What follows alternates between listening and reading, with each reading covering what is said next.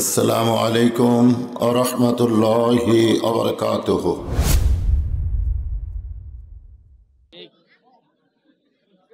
রে আল্লাহর বান্দারা, হযরত আলী যার হাতে ঘোড়া দিয়ে মসজিদের মধ্যে ঢুকতেছেন, এই লোকটা হলো ঘোড়া চোর। জোরে কোন কি চোর? চোরের হাতে দেশ দিয়া, চোরের হাতে ঘোড়া দিয়া। জোরে কোন চোরের হাতে দেশ দিয়া, চোরের হাতে ঘোড়া দিয়া। কেউ যদি মসজিদে যায়, যতই সুন্দর মসজিদ হোক না কেন, যার হাতে ঘোড়া দিছে এই লোকটাকে। জোরে কোন ভাই, দেশটা কার হাতে আমরা দিছি এটা আমি শুনবার চাচ্ছি না। আমার ওয়াজ শুনলেই আপনারা বুঝতে পারবেন। কারণ মাথায় যদি চুলকানি হয়, পায়ের পাতায় চুলকানি ওষুধ মালিশ করলে কোনোদিন চুলকানি ভালো হবে না। কারণ যেখানে রোগ সেইখানে ওষুধ মালিশ করা লাগবে। জোরে কোন ঠিক কিনা? আজকে আমাদের বাংলাদেশের পরিস্থিতি এমন কেন হলো? কেন আজকে 90% মুসলমানের দেশের মানুষের চরিত্র এত নিচের দিকে গেল? কেন আজকে মানুষ আর সত্য কথা বলতে চায় না? আজকে হক কথা বলতে গেলে এত ভয় অন্তরে কেন মানুষের? এগুলো জিনিস যখন আমি পুরাপুরি আপনাদের বলবো, তখন আল্লাহর ঈমান থাকবে না, আল্লাহর প্রতি ইয়াকিন পয়দা হবে। ইয়াকিন মানে দৃঢ় বিশ্বাস। ইয়াকিন যদি কারো পয়দা হয়, সে অবশ্যই ঈমানের সাথে দুনিয়া ছাড়বে। জোরে কোন সুবহানাল্লাহ। আমরা কি ঈমানের সাথে দুনিয়া ছাড়তে চাই না? হযরত আলী চোরের হাতে ঘোড়া দিয়ে আল্লাহর ঘর মসজিদের মধ্যে ঢুকতেছে। মসজিদে ঢোকার আগে সাইদ হওয়ার দরকার আছে না নাই? কোনো বেসাইদা মানুষ যদি মসজিদে ঢোকে, নামাজ হবে? বেসাইদ বোঝেন? বেসাইদ বোঝেন? মসজিদে ঢুকতে গেলে একটা নিয়ম মতো ঢুকতে হবে। সেই নিয়মটা হলো শরীর পাক, কাপড় পাক। সর্বপ্রথম যেই জিনিসটা বলা হয়েছে সেইটা হলো শরীর পাক। জোরে কোন কি পাক? কারো যদি শরীর না পাক হয়, ও যতই জুব্বা পরুক আর মাথায় টুপি দেখ, আর যতই সুন্দর করে সূরা কেরাত তেলাওয়াত করুক, ওর নামাজ কোনোদিন হবে না। কারণ নামাজ পড়তে গেলে প্রথম শর্ত হলো শরীর পাক। শরীর পাক মানে কি? সাবান দিয়ে গোসল করা, 10 বালতি পানি মাথার দেওয়া। শরীর পাক মানে শরীরের ভিতরেও পাক হওয়া লাগবে। কেউ যদি সুদের টাকার গোস্ত খায় আর ঘুষের টাকার মাছ খাইয়া বাগানতে গোসল করে ওযু করে যদি মসজিদে যায়, আল্লাহ বলে তোর বাহিরের চামড়া যতই পাক হোক না কেন, তোর গুদাম হলো না পাক। ধরে কোন কি? এই পেটটা হলো বিশ্ব গুদাম। আপনাদের এলাকায় একটা গুদাম আছে না নাই? এর নাম কি? বিশ্ব গোডাউন। ওই বিশ্ব গোডাউনের চাইতে এটা হলো আরো বড়। এর নাম হলো বিশ্ব গুদাম। এই গুদাম সাফ না করা পর্যন্ত কাম হবে না। শরীর পাক। জোরে কোন কি পাক? তারপরে হলো কাপড় পাক। এই দুইটা জিনিস সাইজ না হয়ে কোনোদিন মসজিদের মধ্যে যায় কাজ হবে না। আমরা বাংলাদেশের মুসল্লিরা নামাজ পড়ি, যারাই পড়তেছি তাদেরও চরিত্র খুব একটা ভালো হয় না। এই জন্য অনেকে বলে তুই নামাজ পড়েও যা, আমি না পড়েও তাই। আমার পাশের এক দোকানদার, পানের দোকানদার, আমি যখন মসজিদ থেকে বের হলাম, দোকানদার আমারে ডাক দেয়, বলে হুজুর আপনাকে একটা মারিফত দেখাবার চাই। মারফত কি দেখা যায়? বলে হুজুর আসেন খাতায়। ওরা খাতায় দেখি 400 টাকা, 500 টাকা, 600 টাকা বাকি করছে পান খাইয়া। এরা সবাই 1 নম্বর কাতারের মুসল্লি। যারা সামনে কাতারে নামাজ পড়ে, এই মুসল্লিরাই পান খাইয়া 400-500 টাকা বাকি করছে। দোকানদার বলতে হুজুর টাকা চাইলে দোকান তুলে দিবার চাই। এখন আপনার ভিতরে সামনে কাতারে নামাজ পড়ে, এখন আপনি বলেন এরা কেমন মানুষ? আল্লাহ কয় নামাজের জোরে ফায়েসা কাজ যাবে দূরে, পাক কোরআনের ওই আছে ঘোষণা। এখন আকাম কুকাম নামাজ রোজা একসাথে বান্দিয়া বোঝা, জাহান্নামে দিয়াছ রওয়ানা। আজও কেন আসল নামাজ ধরতে পারলা না? নামাজ খালি পড়লে হবে না, নামাজটা ধরা লাগবে। ধরে কোন কি করা লাগবে? আমার আল্লাহ কোরআন শরীফের মধ্যে বলেছেন, ইন্নাস সালাতা তানহা আনিল ফাহশাই ওয়াল মুনকার। একমাত্র নামাজই পারে মানুষকে যাবতীয় খারাপি থেকে বাঁচায়া দিতে। যারা নামাজ পড়তেছি তাদের চরিত্রটা যদি ভালো হতো, বেনামাজে আস্তে আস্তে কিন্তু নামাজে আসতো। জোরে কোন ঠিক কি না? কিন্তু যারা নামাজ পড়তেছি তাদের চরিত্র খুব একটা ভালো না, যার কারণে বাংলাদেশের অনেকে নামাজ পড়বার চায় না। রে আল্লাহর বান্দা যারা নামাজ পড়েন তাদের বিরুদ্ধে বলতেছি না, আমরা সুন্দর করে শুদ্ধ করে নামাজ পড়বো, জোরে কোন ঠিক কি না? হযরত আলী আল্লাহর ঘর মসজিদের মধ্যে ঢুকতেছে ডান পায়ে, জোরে কোন কোন পায়ে? শুধু ডান পায়ে ঢুকতেছে না, জবান খুলে একটা দোয়াও পড়তেছে, আল্লাহুম্মা আফতাহলি আবওয়াবা রাহমাতিক। ইমাম গাজ্জালী রাহমাতুল্লাহ আলাইহি বলেন, এই দোয়া পড়ে ডান পায়ে কেউ যদি মসজিদের মধ্যে ঢুকে যায়, সে শুধু মসজিদের মধ্যে ঢুকলো না, ও যেন আল্লাহ রহমতের কোলে জায়গা পাইল। আল্লাহর রহমতের কোল বোঝেন? সুবহানাল্লাহ তো ঠিকই কইলাম ভাই, আমরা সুবহানাল্লাহ কর হাতের, কারণ সুবহানাল্লাহ বলতে গেলে কোনো মাদ্রাসায় ভর্তি হওয়া লাগে? সুবহানাল্লাহ শিখতে কোনো হুজুর ধরা লাগে? সবাই সুবহানাল্লাহ সুবহানাল্লাহ সবাই বলি, সুবহানাল্লাহ খুব বলি আমরা। বাংলাদেশের মুসলমান সুবহানাল্লাহ 1 নম্বর। সুবহানাল্লাহ ঠিকই কইছেন, বলবেন আপনারা, যতবার সুবহানাল্লাহ বলবেন ততবার জান্নাতে আল্লাহ একটা গাছ লাগাই দিবে। সে গাছের মালিক কে? আল্লাহ। কেন? যিনি সুবহানাল্লাহ বলবেন তিনি গাছটার মালিক হবেন। যতবার সুবহানাল্লাহ বলবেন ততগুলো গাছ আমার আল্লাহ লাগাই দিবে। এত বড় বড় গাছ আল্লাহ লাগাইবে, যে গাছের ছায়া অতিক্রম করতে তেজস্বী ঘোড়ার লাগবে 500 বছর। হাসরের ময়দানে এই সুবহানাল্লাহ বলা বান্দাকে আমার আল্লাহ যখন জাহান্নামের দিকে দিয়ে দিবে, নেকি আর পাপ ওজন করে, নেকির চাইতে পাপ বেশি, এখন আল্লাহ জাহান্নামের ফতুয়া দিছে, রায় দিছে, তখন সুবহানাল্লাহ গাছগুলো হাউ মাউ করে কাঁদতেছে। আল্লাহ ডাকতে বলে, রে গাছ এমন করে কেন কাঁদতেছিস? গাছগুলো বলবে, আল্লাহ আমাদের মালিকগুলো জাহান্নামে যায়, আমরা কার আশায় জান্নাতে দাঁড়িয়ে থাকি? আল্লাহ বলবে, গাছ রে তাহলে তোমরা কি চাও? গাছগুলো বলবে, মালিক যাবে যেখানে আমরাও যাব সেখানে। আল্লাহ বলবেন, গাছ রে তোদের মালিক জাহান্নামে যায়, আমি আল্লাহ তোদেরকে জাহান্নামে পুরাবার পারবো না। গাছগুলো বলবে, আল্লাহ এটাই যদি তোমার চাওয়া হয় তাহলে এই মালিকগুলো তো আমাদের দিকে ফিরে দিলেই লেটা চুকে যায়। আল্লাহ বলবেন, গাছ রে তোদের ওসিলায় ওই সকল জাহান্নামী বান্দাকে আবার জান্নাতি ঘোষণা করে দিলাম।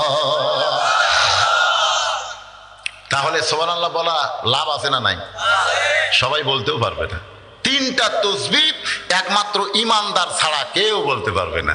একটা হলো সুবহানাল্লাহ, একটা হলো আলহামদুলিল্লাহ, আর একটা হলো আল্লাহু আকবার। একমাত্র ঈমানদার যারা, তারা জবান খুলে বলবেই বলবে, সে যত গুনাহগার হোক, কিন্তু সুবহানাল্লাহ আলহামদুলিল্লাহ আল্লাহু আকবার বলবেই। কিন্তু যাদের ঈমান নাই, এদের এই জায়গাত একটা নফস এমন ভাবে আলাদা ভারী করে দিবে, যারা মুখ খুলবে না।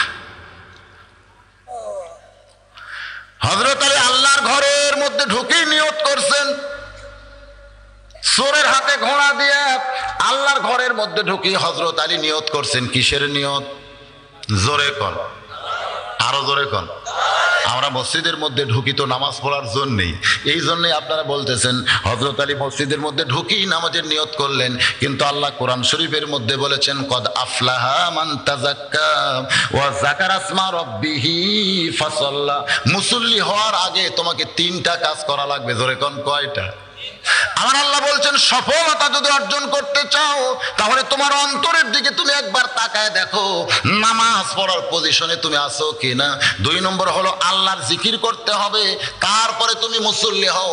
আগে হলে চলবে না, কারণ সাইকেলের পেডেল মারতে মারতে মারতে মারতে কেউ যদি পেডেল বন্ধ করে দেয়, আপনারা বলেন সাইকেল যায় কি যায় না? কেন যায়? আগে পেডেল মারার কারণে সাইকেলের মধ্যে এমন একটা গতি তৈরি হয়েছে, আপনি পেডেল বন্ধ করলেও সাইকেল অনেক দূর যাবে। দুনিয়ার মহব্বতের কাজ করতে করতে করতে করতে তার অন্তরে এমন একটা দুনিয়ার মহব্বত ঢুকে গেছে, ওই মসজিদের মধ্যে যে দুনিয়া যদি না বের করে নামাজের নিয়ত করে, এই দুনিয়ার মহব্বত থাকতে থাকতেই তার নামাজটাও শেষ হয়ে যাবে। এই জন্য তো আযান আগে দেওয়া হয়। আযান আগে দেওয়ার কারণ কি? হ্যাঁ, আযান আগে দেওয়ার কারণ মানে আপনাকে ওযু করার জন্য, এটা করার জন্য, সেটা করার জন্য, গল্প মারার জন্য সময় দিছে। এত সময় দিছে কি জন্য? 15-20 মিনিট, আধ ঘন্টা। কারণ আযান হওয়ার সঙ্গে সঙ্গে ইযা নুদিয়া লিস-সালাতি মিন ইয়াউমিল জুমআ ফাসআউ ইলা যিকরিল্লাহ, জুমআ থেকে যখন আযান দেওয়া হবে, মুয়াজ্জিন যখন আযান দিবে, তখন ফাসআউ, সৈনিকের মতন জোরে জোরে তোমরা মসজিদের মধ্যে আসো। আসার পরে তোমার অন্তরকে আগে তাজকিয়া করো, তোমার অন্তরকে আগে পবিত্র করো, তারপরে আল্লাহর কিছুক্ষণ জিকির করো, আল্লাহকে স্মরণ করো, তারপরে ফাসল্লা, তারপরে তুমি মুসল্লি হও। দেখবেন বাজারের মধ্যে কোনো মসজিদ যদি হয়, দোকানদারা কিন্তু ঘড়ি দেখে, আজান দেওয়ার পরে ঘড়ি দেখে কয়টার সময় জামাতে, কয় 4:15 আসর হবে, কয় এখনো 10 মিনিট আছে। খালি ঘড়ি দেখতেছে আর দোকানদারি করতেছে। যেই মাত্র দেখছে আর 2 মিনিট আছে, তাড়াতাড়ি তালা তুলে লাগিয়া মসজিদের মধ্যে আইসা শেষ কাতারে, ফার্স্ট কাতার পাবে ওরা জীবনেও না, শেষ কাতারে আল্লাহু আকবার। যে নিয়ত করছে মন বলতেছে তাড়াতাড়ি তো তালা লাগাইলি ছোড়ানি, কারণ মুখ বন্ধ। আল্লাহু আকবার করার পরে মুখ বন্ধ, কিন্তু মন তো আর বন্ধ নাই। মনের মুখ গল্প করতে দেখে রে পাগলা, তাড়াতাড়ি তো তালা লাগাইলি ছোড়ানি। এই পকেটে দেখতেছে না, আচ্ছা মুখের কথা বন্ধ হয়েছে কিন্তু মনের কথা বন্ধ হয় নাই। এই মনের কথা বন্ধ করার জন্য আজান হওয়ার সঙ্গে সঙ্গে মসজিদ আসতে হবে। আপনার মনের কথা বন্ধ হবে, মুখের কথা বন্ধ হবে, ওই নামাজটা মিরাজ হয়ে আল্লাহর কাছে আপনাকে পৌঁছায়া দিবে।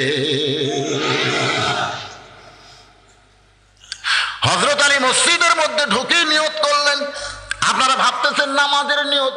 হযরত আলী মসজিদের মধ্যে ঢুকি নিয়ত করলেন, আল্লাহ যে ভাইটা আমার ঘোড়া ধরে আমাকে 2 রাকাত নামাজ পড়ার সুযোগ করে দিল, নামাজ শেষ করে তাকে 2টা দিরহাম হাদিয়া দিব।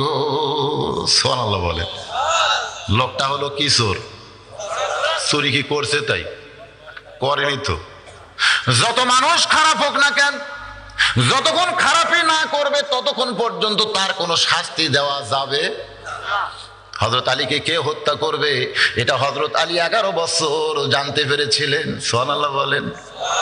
হযরত আলীকে কে হত্যা করবে, কার হাতে আল্লাহর বান্দা আলী শহীদ হবে, এটা 11 বছর আগে হযরত আলী জানতে পেরেছিলেন। বারবার বহু সাহাবী বলেছিল, আলী ভাই ওই ব্যক্তি তো আপনাকে হত্যা করবে, আপনি আগেই ওকে হত্যা করেন, তাহলে ওর হাতের হত্যা হওয়া লাগবে না। হযরত আলী চোখের পানি বের করে বলে, বান্দারা রে শোনে নাও, যতক্ষণ পর্যন্ত আমাকে হত্যা করে নাই ততক্ষণ পর্যন্ত আমি হত্যার শাস্তি তারে কেমনে দে।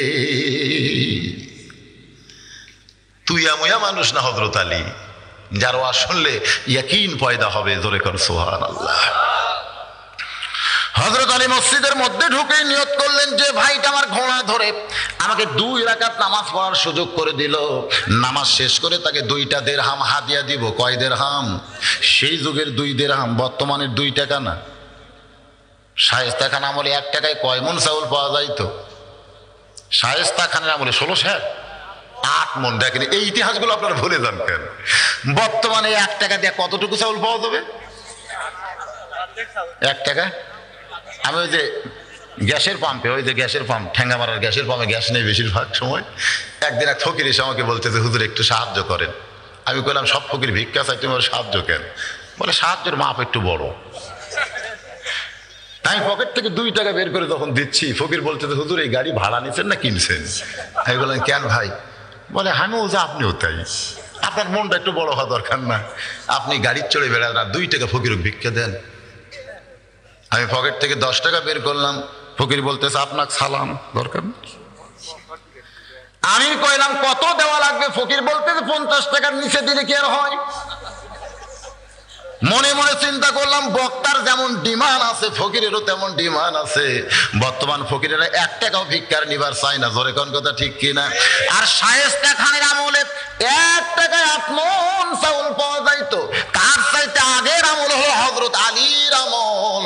সেই আমলে তিনি নিয়ত করেছেন, যে ভাইটা আমার ঘোড়া ধরে আমাকে 2 রাকাত নামাজ পড়ার সুযোগ করে দিল, নামাজ শেষ করে তাকে 2টা দিরহাম হাদিয়া দিব। এই কথার দ্বারা বোঝা গেল, ভালো কাজে যারা সহযোগিতা করবে তাদের হাদিয়া বেশি কম? আরো জোরে কোন? ইসলাম কিন্তু ভালো কাজে যারা সহযোগিতা করবে তাদের হাদিয়া বেশি দিবে। আগডম বাগডম ঘোড়াডম সাজে ঢাকঢোল লোক ঝাঁঝর বাজে, এই মিথ্যা শিক্ষা যারা শিখাবে তাদের বেতন হবে 500 টাকা। আর জালিকাল কিতাবুল লা রাইবা ফি হুদাল লিল মুত্তাকিন, এই সত্য কোরআন যারা শিক্ষা দিবে, ইসলামের আইন থাকলে তাদের বেতন হতো 60,000 টাকা। কিন্তু ইসলাম নাই বাংলাদেশে, খালি মুসলমান আছে। এই জন্য তো আমি দাসুরিয়ার এক চা স্টলে যখন চা খাচ্ছি, এক লোক সাইড থেকে বলতেছে, ইসলামও নাই শান্তিও নাই, ইসলামও নাই শান্তিও নাই। আমি বললাম, তুমি ঠিকই বলছো ভাই, ইসলামও যদি না থাকে, শান্তিও যদি না থাকে, তুমি ঠিক হয়েছে, ইসলাম না থাকলে শান্তি থাকবে না। বলে, হুজুর আমি যেটা বলতেছি আপনি সেটা বুঝতে পারতেছেন না। আমাকে মুসলমানের বেটা ইসলাম, হিন্দুর মেয়ে শান্তি নিয়ে উদাও হয়েছে। সকালে সবাই খুঁজতেছে, ইসলামও নাই শান্তিও নাই। আমি বললাম তোমার কথাও ঠিক আছে, আমার ধারণাও ঠিক আছে। ধরে কোন ঠিক কিনা? তোমার কথাও ঠিক, মুসলমানের সন্তান ইসলাম, হিন্দুর মেয়ে শান্তি কিনে গেছে, এটাও ঠিক আছে, কিন্তু আমি যেটা ভাবতেছি এটাও ঠিক। ইসলাম যদি না থাকে সেখানে শান্তি থাকবে? আমাদের বাংলাদেশে ইসলাম আছে, এই জন্য বাংলাদেশের শান্তি নাই। যতই শান্তির জন্য চর্চা করা হোক, 1 ইঞ্চি জায়গার উপরে শান্তি প্রতিষ্ঠা হবে না যতক্ষণ পর্যন্ত ইসলাম প্রতিষ্ঠা না হবে। জোরে কোন কথা ঠিক কিনা? যারা কোরআনের মাহফিলে বসেছেন ভাই, একটু মনোযোগ দিয়ে শোনেন, ইয়াকিন পয়দা হবে। হযরত আলী নিয়ত করেছেন, কারণ ভালো কাজে সহযোগিতা করবে তার হাদিয়া বেশি না কম? একই লোকের একটা সন্তান, খুব মহব্বতের ছেলে, ইংরেজি মাস্টার পড়ায়, মাস গেলে ১৫০০ টাকা প্রাইভেটের বেতন দেয়, বাংলার মাস্টারকে 1000 টাকা দেয়, তারপরে অঙ্ক যে পড়ায় তাকে মাসে 1200 টাকা দেয়। ওই একই ছেলেকে মসজিদের ইমাম 3 মাস হলে কোরআন পড়ায়, একটা বারও খেয়াল নাই। ইংরেজির মাস্টারকে 1500 টাকা দেয় মাসে, বাংলা দেয় 1000, অঙ্ক দেয় 1200, কিন্তু আল্লাহর কোরআন 3 মাস হলে ছেলেটাকে পড়াইতেছে, একটা বারো হুজুরের দিকে খেয়াল নাই। 3 মাস পরে যখন ছেলে কইছে আব্বু এখন আমি নিজে নিজেই কোরআন পড়বার পারি, তখন দেখতেছে হুজুরকে তো বিদায় করা দরকার। 3 মাস পরে হুজুরের দরবারে এসে সালাম দেয়, আসসালামু আলাইকুম হুজুর, আপনি কত কষ্ট করে আমার ছেলেকে কোরআন শরীফ পড়াইছেন। হুজুর আপনি কত কষ্ট করে ছেলেটাকে কোরআন পড়াইছেন হুজুর, তবে আমি শুনেছি আল্লাহর কোরআন শিক্ষা দিয়া হাদিয়া নেওয়া জায়েজ নাই। হুজুর মনে মনে চিন্তা করে, আল্লাহ রে, এই হুজুর মারার ফতুয়া এরে কে শিখাইলো? এটা হলো হুজুর মারা ফতুয়া। তোরে কোন কি মারা ফতুয়া? ইংরেজি মাস্টারকে মাস গেলে ১৫০০ টাকা বেতন দেয়, ওখানে কোনো ফতুয়া নাই। অঙ্কের মাস্টারকে মাস গেলে 1200 টাকা বেতন দেয়, ওখানে ফতুয়া নাই। বাংলার স্যারকে 1000 টাকা দেয়, ওখানে ফতুয়া নাই। কিন্তু শুনেছি আল্লাহর কোরআন যারা শিক্ষা দেয় তাদের হাদিয়া নেওয়া জায়েজ নাই। ইমাম মনে মনে কাঁদতেছে, আল্লাহ কোন দেশে আমি জন্ম নিলাম, যেই দেশে হুজুর মারার ফতোয়া আছে কিন্তু অন্য কিছু মারার ফতোয়া নাই। এই দেশের নাম হলো বাংলাদেশ। জোরে কোন কি দেশ? যত ফতোয়া সব কার উপর? হুজুরের উপর। মাটির বাড়িতে ইমাম থাকে, মোবাইলে নেটওয়ার্ক পায় না। মোবাইলে কি পায় না? নেটওয়ার্ক পায় না। মাটির বাড়িতে ইমাম থাকে, ইমাম চিন্তা করে 4000 টাকাতে মোবাইল কিনলাম, যতক্ষণ বাইরে থাকি ততক্ষণ নেটওয়ার্ক পায়, কিন্তু ঘরের মধ্যে গেলেই তো নেটওয়ার্ক আর পায় না। একজন বলে, হুজুর নেটওয়ার্ক যদি ঘরের মধ্যে পাওয়ার চান তাহলে 340 টাকা দিয়ে একটা অ্যান্টেনা কিনেন। সেদিন থেকে ইমাম সপ্তপদী মার্কেট থেকে মোবাইল অ্যান্টেনা কিনে বাঁশের মাথায় যখন লাগায় দিয়ে ওই তারটা দিয়ে যখন মোবাইলের পিছনে ঢুকায় দেয়, তখন থেকে মোবাইল নেটওয়ার্ক পায়। ইমাম ঘরের মধ্যে থেকে হ্যালো সালাম দেয়। কিন্তু এক তেলতেলা গোয়েন্দার রাস্তা দিয়ে যাওয়ার সময় দেখতেছে বাঁশের মাথায় অ্যান্টেনা। হুজুর তাহলে টিভিও কিনছে? বাঁশের মাথায় কি? আচ্ছা, মোবাইল অ্যান্টেনা না টিভির অ্যান্টেনা, এটা বোঝার দরকার আছে না নাই? ওই না বুঝি গ্রামের মধ্যে বলতে যে কিয়ামত হবে, কিয়ামত হবে, কিয়ামত হবে। সবাই বলতে যে কিয়ামত কেন হবে? বলে মসজিদের ইমাম হয়ে টিভি দেখতেছে। আমি নিজের চোখে দেখে আসলাম, মসজিদের ইমাম হয়ে টিভি দেখতেছে, আমি নিজের চোখে দেখে আসলাম এই ইমামের পাশে আর নামাজ হবে না। ওই বেটা 3 মাসও মসজিদে যায় না, কিন্তু সেই দিন জোহরে নামাজ পড়ার জন্য মসজিদের মধ্যে ঢুকছে। সবাইকে বলতেছে, কার পাশে তোমরা নামাজ পড়ো, তোমাদের নামাজ হবে না, এই জন্যই তো আমি মসজিদে আসি না। সবাই বলতে যে কি হয়েছে ভাই? বলে ইমামদের টিভি দেখতেছে, এটা কি তোমরা জানো? আমি নিজের চোখে দেখে আসলাম, তোমরা যার পাশে নামাজ পড়ো সেই হুজুর টিভি দেখতেছে। সমস্ত মুসল্লি চমকে বলে, ইমাম হইয়া যদি টিভি দেখে তার পাশে আমরা নামাজ পড়ব না। আজ থেকে নতুন ইমাম আমরা নিয়োগ দিব। তেলতলা গোয়েন্দারের কথা মতো সমস্ত মুসল্লি জড়ো হইয়া বলতেছে, এই ইমাম যখন আর চলবে না, নতুন আর একটা ইমাম নিয়োগ দেওয়া দরকার। নতুন একটা ইমাম নেওয়ার চিন্তা যখন মুসল্লিরা করতেছে, এমন সময় ইমাম সাহেব মসজিদের ভিতরে ঢুকতেছে, দোয়া পড়ে, আল্লাহুম্মা ফতাহলি আবওয়াবা রাহমাতিক। এই দোয়াটা যখনই শেষ, মুসল্লি বলতেছে, আপনার চাকরি নাই। ইমাম বলে, কি হয়েছে ভাই? বলে আপনি ইমাম হয়ে টিভি দেখেন, আপনি ইমাম হয়ে টিভি কিনছেন, এই জন্য আপনার পাশে আমরা নামাজ পড়বো না। ইমাম জোরহাত করে বলতেছে ভাইজান আমি তো টিভি দেখিনি, টিভি কিনেও নাই। কেমনে বুঝতেছেন ভাই? বলে তাহলে তোমার বাড়িতে বাঁশের মাথায় কি দেখলাম? বলে এটা হলো মোবাইল অ্যান্টেনা। আমার মোবাইল মাটির ঘরে নেটওয়ার্ক পায় না, এই জন্য একটা মোবাইল অ্যান্টেনা কিনে আমি একটু মোবাইলে যোগ করছি ভাই। তখন তেলতেলা গোয়েন্দারকে সবাই ঘুতে মারতেছে, এই শয়তান কি দেখলি আর কি কইলি? ভাই মনে করছিলাম ভাই, মনে করার উপরে অভিযোগ আর তদন্ত না করে ইমাম বাদ। মনে করার উপর অভিযোগ আর তদন্ত না করে ইমাম বাদ।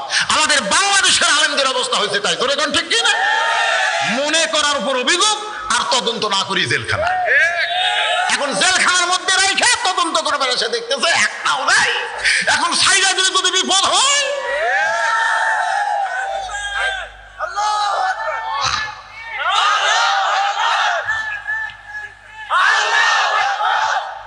এটা তকবীরের সাইজ না, মরদের তকবীর হবে। পুরুষ মানুষ তকবীর দিতে মেয়ে মানুষের লাগাল পর্দা নাই, যা আস্তে করবে। লিল্লাহে তাকবীর, লিল্লাহে তাকবীর, আল কোরআনের আলো। কি কইলে? আপনারা ঘরে ঘরে কইছেন।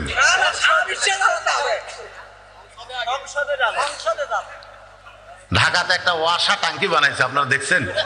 ঢাকায় ওয়াসা একটা টাঙ্কি বানাইছে, যে টাঙ্কির মধ্যে 2 কোটি লিটার পানি আটে।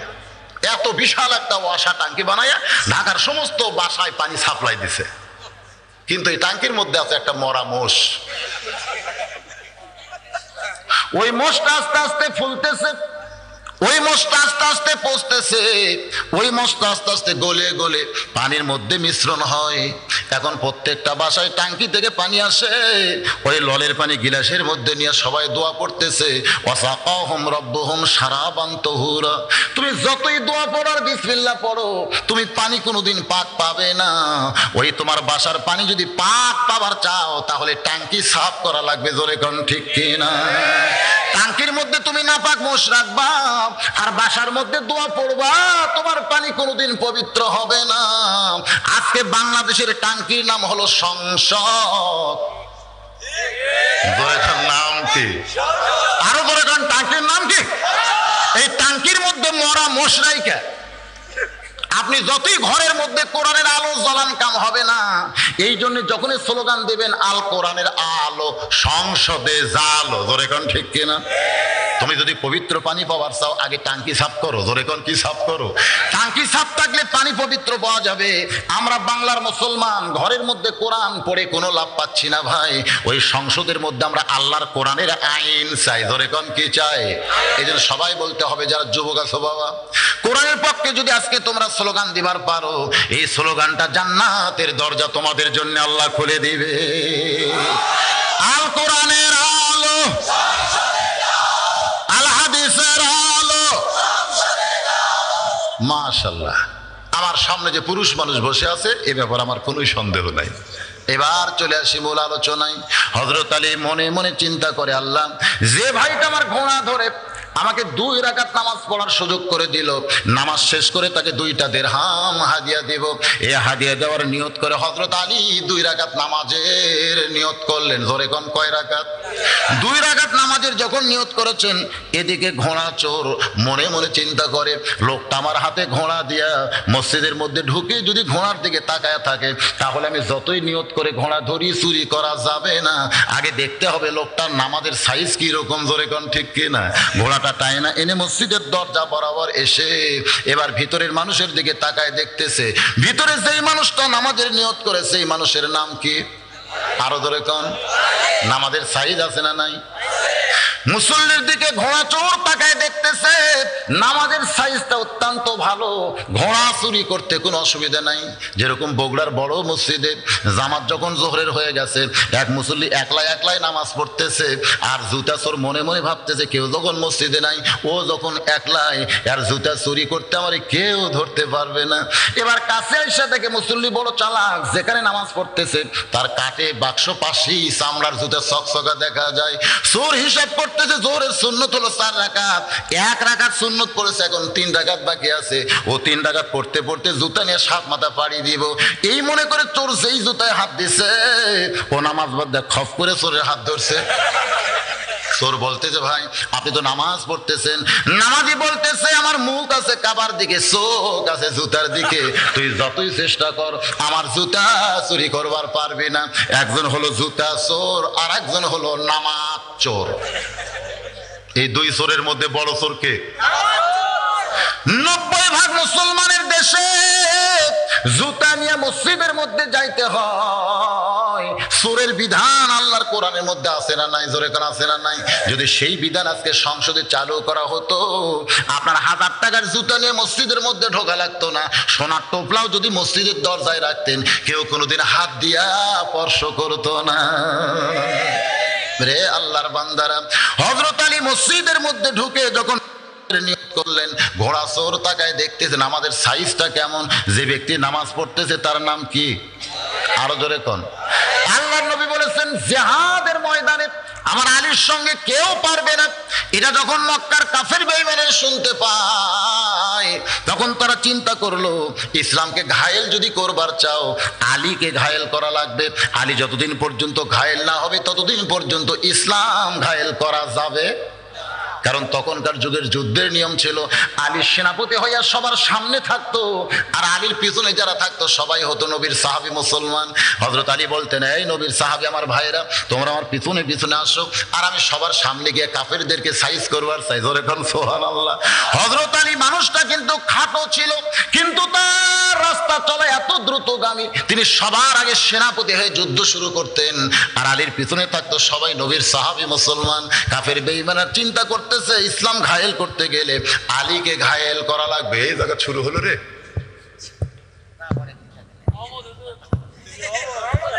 হ্যাঁ রহমতের পানি, মাশাআল্লাহ।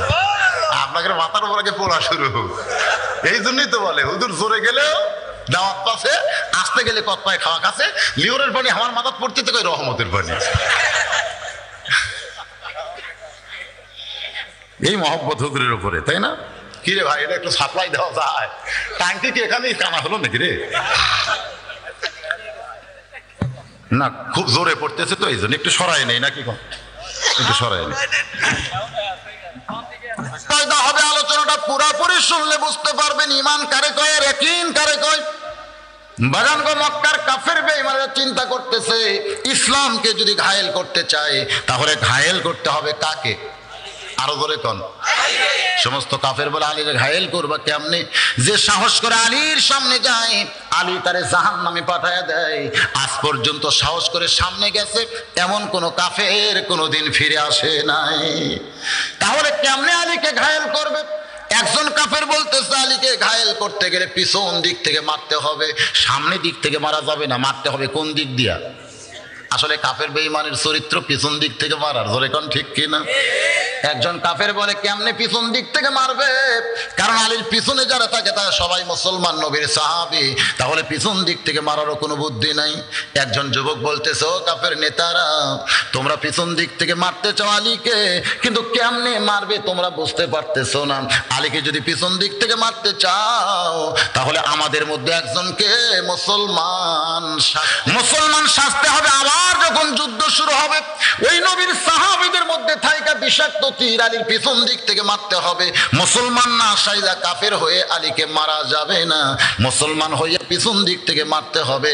সেদিন থেকে একটা কাফের মুসলমান সাজা শুরু করলো।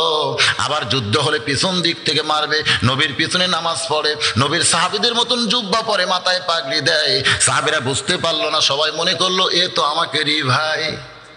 আমরাও বুঝতে পারতেছি না, আমাদের মধ্যে এখন অনেকগুলো মুসলমান সেজে ঘুরে বেড়াইতেছে। জোরে কোন ঠিক কিনা? খালি নাম মুসলমান আছে, কিন্তু কাম মুসলমান নাই।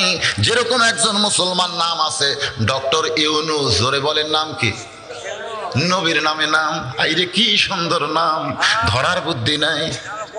নবী ইউনুস নবীরে খাইলো মাছেতে গিলিয়া, ফেরেশতা পাঠাইলেন আল্লাহ ইসমে আজম দিয়া, দমে দমে শহর দম পড়ছে ইসমে আজম, মাছের উদর হইতে বাঁচাইলো প্রাণ। জোরে কন আল্লাহু আল্লাহু, তুমি জাল্লে জালালুহু, শেষ করা তো যায় না গে তোমার গুণগান।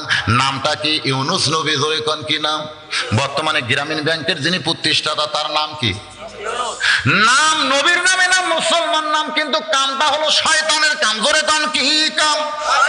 এই বাংলাদেশে অশান্তির বীজ কিন্তু বপন করেছে ডক্টর ইউনুস, অথচ শান্তিতে নোবেল পুরস্কার পাইছে। এই নোবেল পুরস্কার কি সৌদি আরব দিছে? কোন দেশ দিছে? সৌদি আরব যদি দিত, যদি ইরাক দিত, ইরান দিত, মুসলমান কোন রাষ্ট্র দিত, তাহলে বুঝতে পারতেন ডক্টর ইউনুস শান্তি প্রতিষ্ঠা করছে। কিন্তু যখন খ্রিস্টান ইহুদি দিছে তখন বুঝতে হবে, নবী বলেছেন মুসলমানের সবচাইতে বড় দুশমনের নাম হলো খ্রিস্টান আর ইহুদি। এই খ্রিস্টান ইহুদি যখন কোনো মুসলমানকে ধরে মুসলমানের সাহায্য করবার চায়, ওই ব্যক্তির কিন্তু শুধু মুসলমান নাম থাকে, ওর চরিত্র সব খ্রিস্টান ইহুদির মতন হইয়া যায়। নাম খালি মুসলমান, আছে না নাই? এরা কিন্তু মুসলমান সাজা ঘুরে বেড়ায়। আমাকে ঠ্যাং ভাঙ্গাও কমজোরি না? ঠ্যাং ভাঙ্গা বুঝতে পারতেছেন না? বগুড়া ঠ্যাঙ্গা মারা, ওরে বাবা, ঠ্যাঙ্গা মারাও কিন্তু কমজোরি না। নাম কি সুন্দর, হোসনে আরা, হোসনে আরা। কিন্তু তলে তলে কাম কি করতেছেন সেটা জান ভাই? তো একটা পীর সাহেব হয়ে আবার দরবারও চলাইতেছে। রে আল্লাহর বান্দা, ওয়াতাওয়াসাউ বিল হক, হক কথা যদি আমরা না বলি, আল্লাহ নবী বলেছেন যে বক্তা হক কথা বলবার পারবে না ওই বক্তার ওয়াজ না করাই ভালো। জোরে কোন কথা ঠিক কি না? একটু মহব্বত করে কথাগুলো শোনেন।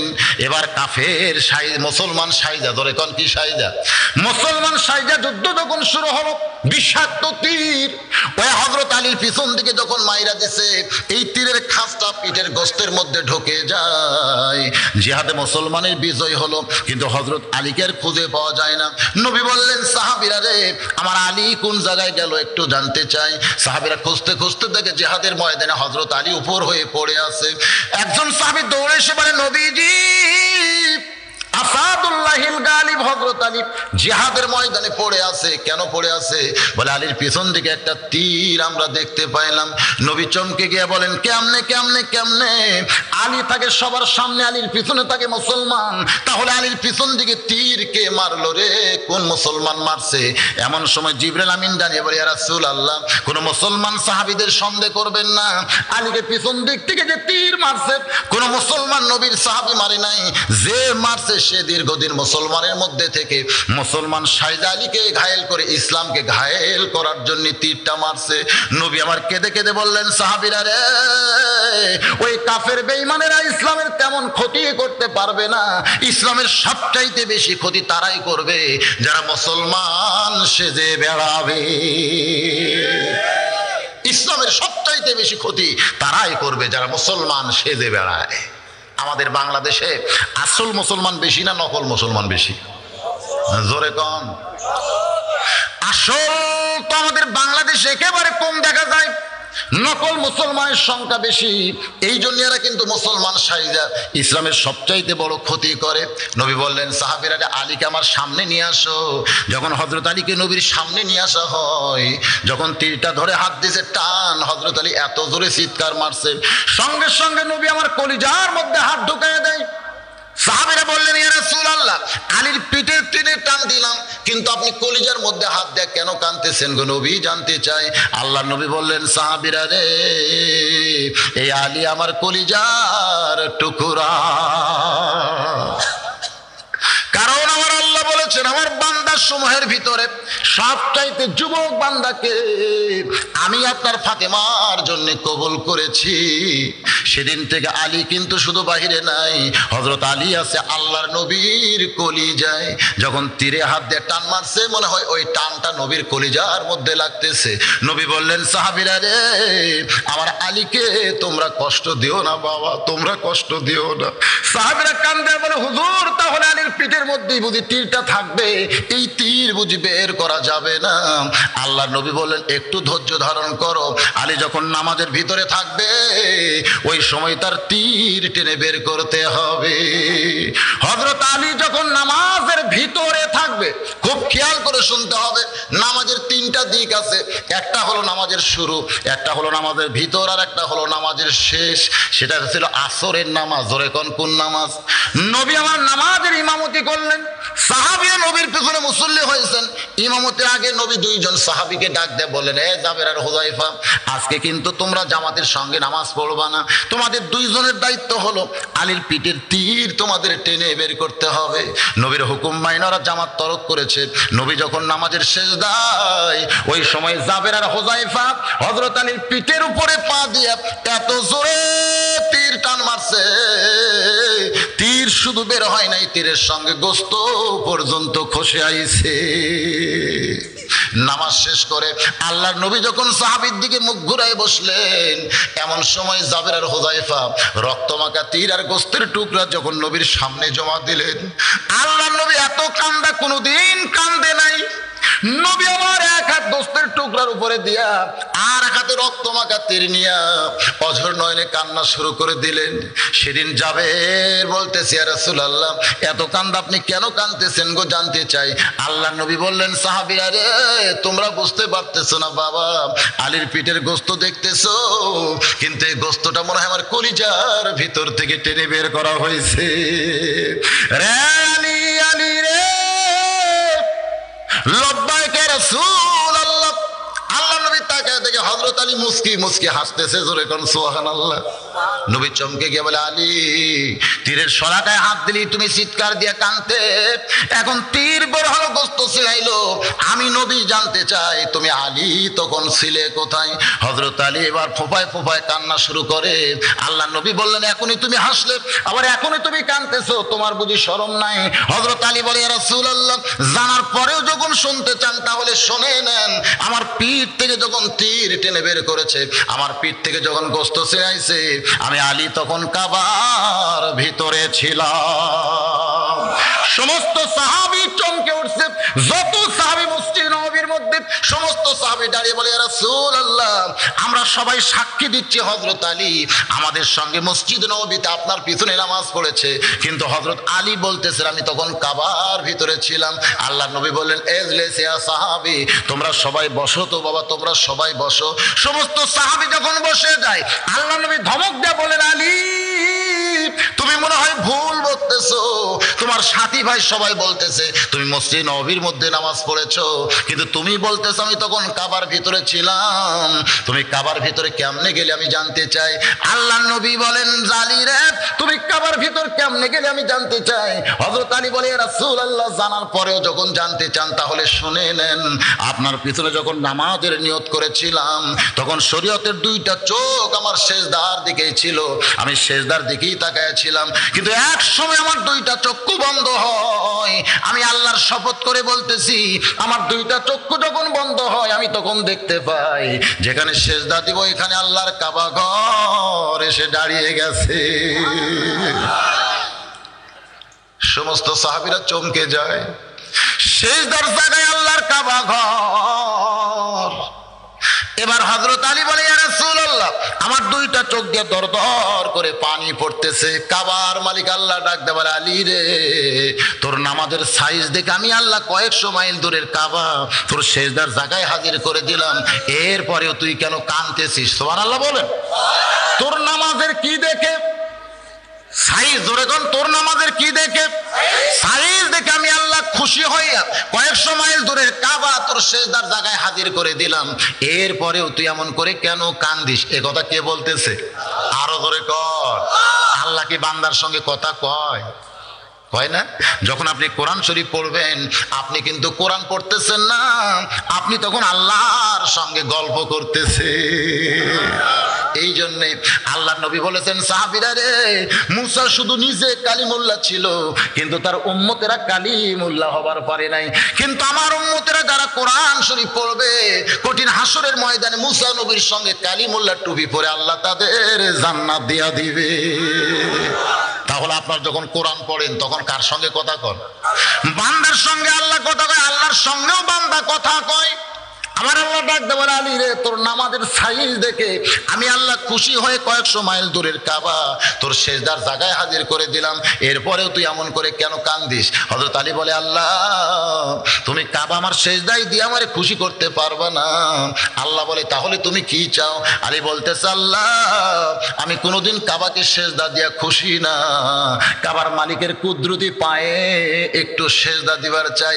আল্লাহ ডাক দে বলে আলী রে কাবার মালিককে যদি সেজদা দিবার চাস তাহলে আয় আয় কাবার ভিতরে আয়। হযরত আলী বলে ইয়া রাসূলুল্লাহ আমি যখন কাবার ভিতরে গেলাম এমন সময় আমার পিঠ থেকে হয়তো তীর টেনে বের করেছে, গোশত ছিলাইছে, আমি কিছুই বুঝতে পারি নাই। সাহাবীরা বললেন হুজুর এইটা কোন কাবা? এই কাবা সম্পর্কে আমরা জানতে চাই। আল্লাহর নবী বললেন এইটা মক্কার কাবা না, তোমরা মনে করতেছো আলী মক্কার কাবার মধ্যে ঢুকছে, এটা মক্কার কাবা না। কারণ মক্কার কাবার কি দাম আছে? ওই কাবা তো ইব্রাহিম নবী পাথর দিয়া বানাইছে। কিন্তু আমি যখন ফতে মক্কার দিনে মক্কা বিজয় হলো, আমি নবী যখন কাবার দরজা করলাম দেখি অসংখ্য মূর্তি দিয়া কাবা ভরায়া রাখছে। আল্লাহর নবী বললেন সাহাবীরা রে এই কাবার কোনোই পাওয়ার নাই, কাবার কোনো পাওয়ার নাই। কাবার পাশে যদি আল্লাহ ওয়ালারা না থাকে, কাবার মধ্যেও মূর্তি ঢুকে যায়, এই কাবা ততদিন পর্যন্ত সুন্দর থাকবে যতদিন কাবার পাশে আল্লাহ ওয়ালারা থাকবে। আল্লাহ ওয়ালার কারণে কাবার দাম বাড়ে। জোরে সোরে কোন সুবহানাল্লাহ। সাহাবীরা বললেন হুজুর তাহলে এটা কোন কাবা জানতে চাই। আল্লাহ নবী বললেন শুনে নাও এই কাবা সম্পর্কে আমি তোমাদের শোনাই।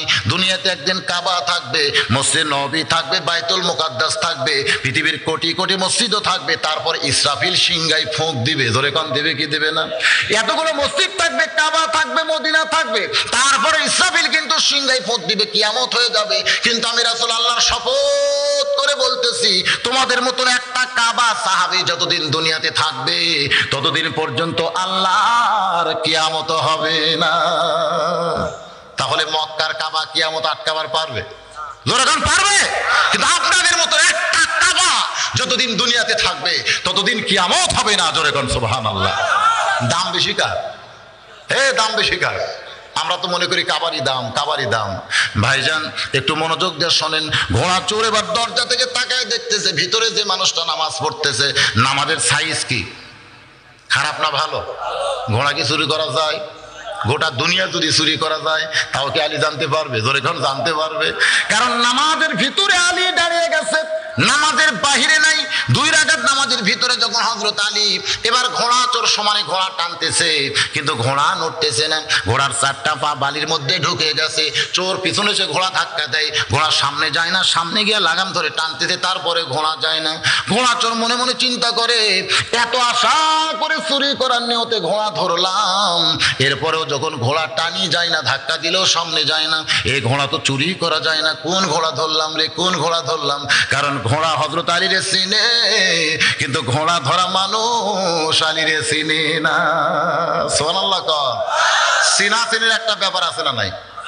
যেমন নমরুদের আগুন, চুলার আগুন কিন্তু ইব্রাহিম নবীকে চিনে। জোরে কর সুবহানাল্লাহ। কিন্তু নমরুদ আগুনকে চিনে না। ঘোড়া ধরার মানুষটা আলীরে চিনে না, কিন্তু ঘোড়া হযরত আলীরে চিনে। এই জন্যই চোর সমানে টানতেছে, ঘোড়া যখন নড়তেছে না, চোর রাগ করে ঘোড়ার মুখের লাগাম খুলে নিয়ে যখন চইলা যায়, মনের মধ্যে একটা হিংসা হয়েছে, চুরি করার নিয়তে ধরলাম, যখন ঘোড়া চুরি করার পারতেছি না, ঘোড়ার লাগাম আর আমি মুখে রাখবো না, আস্তে করে ঘোড়ার লাগাম খুইলা নিয়ে চোর যখন চইলা যায়, এমন সময় আল্লাহর বান্দা হযরত আলী 2 রাকাত নামাজ শেষ করে মসজিদ থেকে বের হচ্ছেন। বের হওয়ার আগে 2টা দিরহাম হাতের মধ্যে নিয়েছেন। সুবহানাল্লাহ। যদি পকেটের মধ্যে থাকে তাহলে কি? পকেটের মধ্যে যদি 2টা দিরহাম থাকে, যদি বাহির হইয়া দেখে যে ঘোড়া তো ঠিকই আছে, মানুষটা ধরি আছে, টাকা 2টা দিব না, আমি তার ওরে দিবার চাইনি, এটা তো মনে মনে, ধরে কারণ ঠিক কি না? এরকম নফস ধোকা দেওয়ার পারে কি পারে না? পারে না। আমাদের পকেটে যদি টাকা থাকে আর যদি বলি আল্লাহর কাছে দেন, আল্লাহ দেন, মন কয় দেশ না রে, এই টাকা তুই, এই টাকার মালিক তো তুই, দিবি কি জন্য? বলে না এরকম? এই টাকা তো তোমার টাকা, দেশ না, দেশ না, দেশ না, দিলি লস, দিলি লস। এই মনটা কিন্তু মানুষকে ফাঁকির মধ্যে ফাইলা দেয়।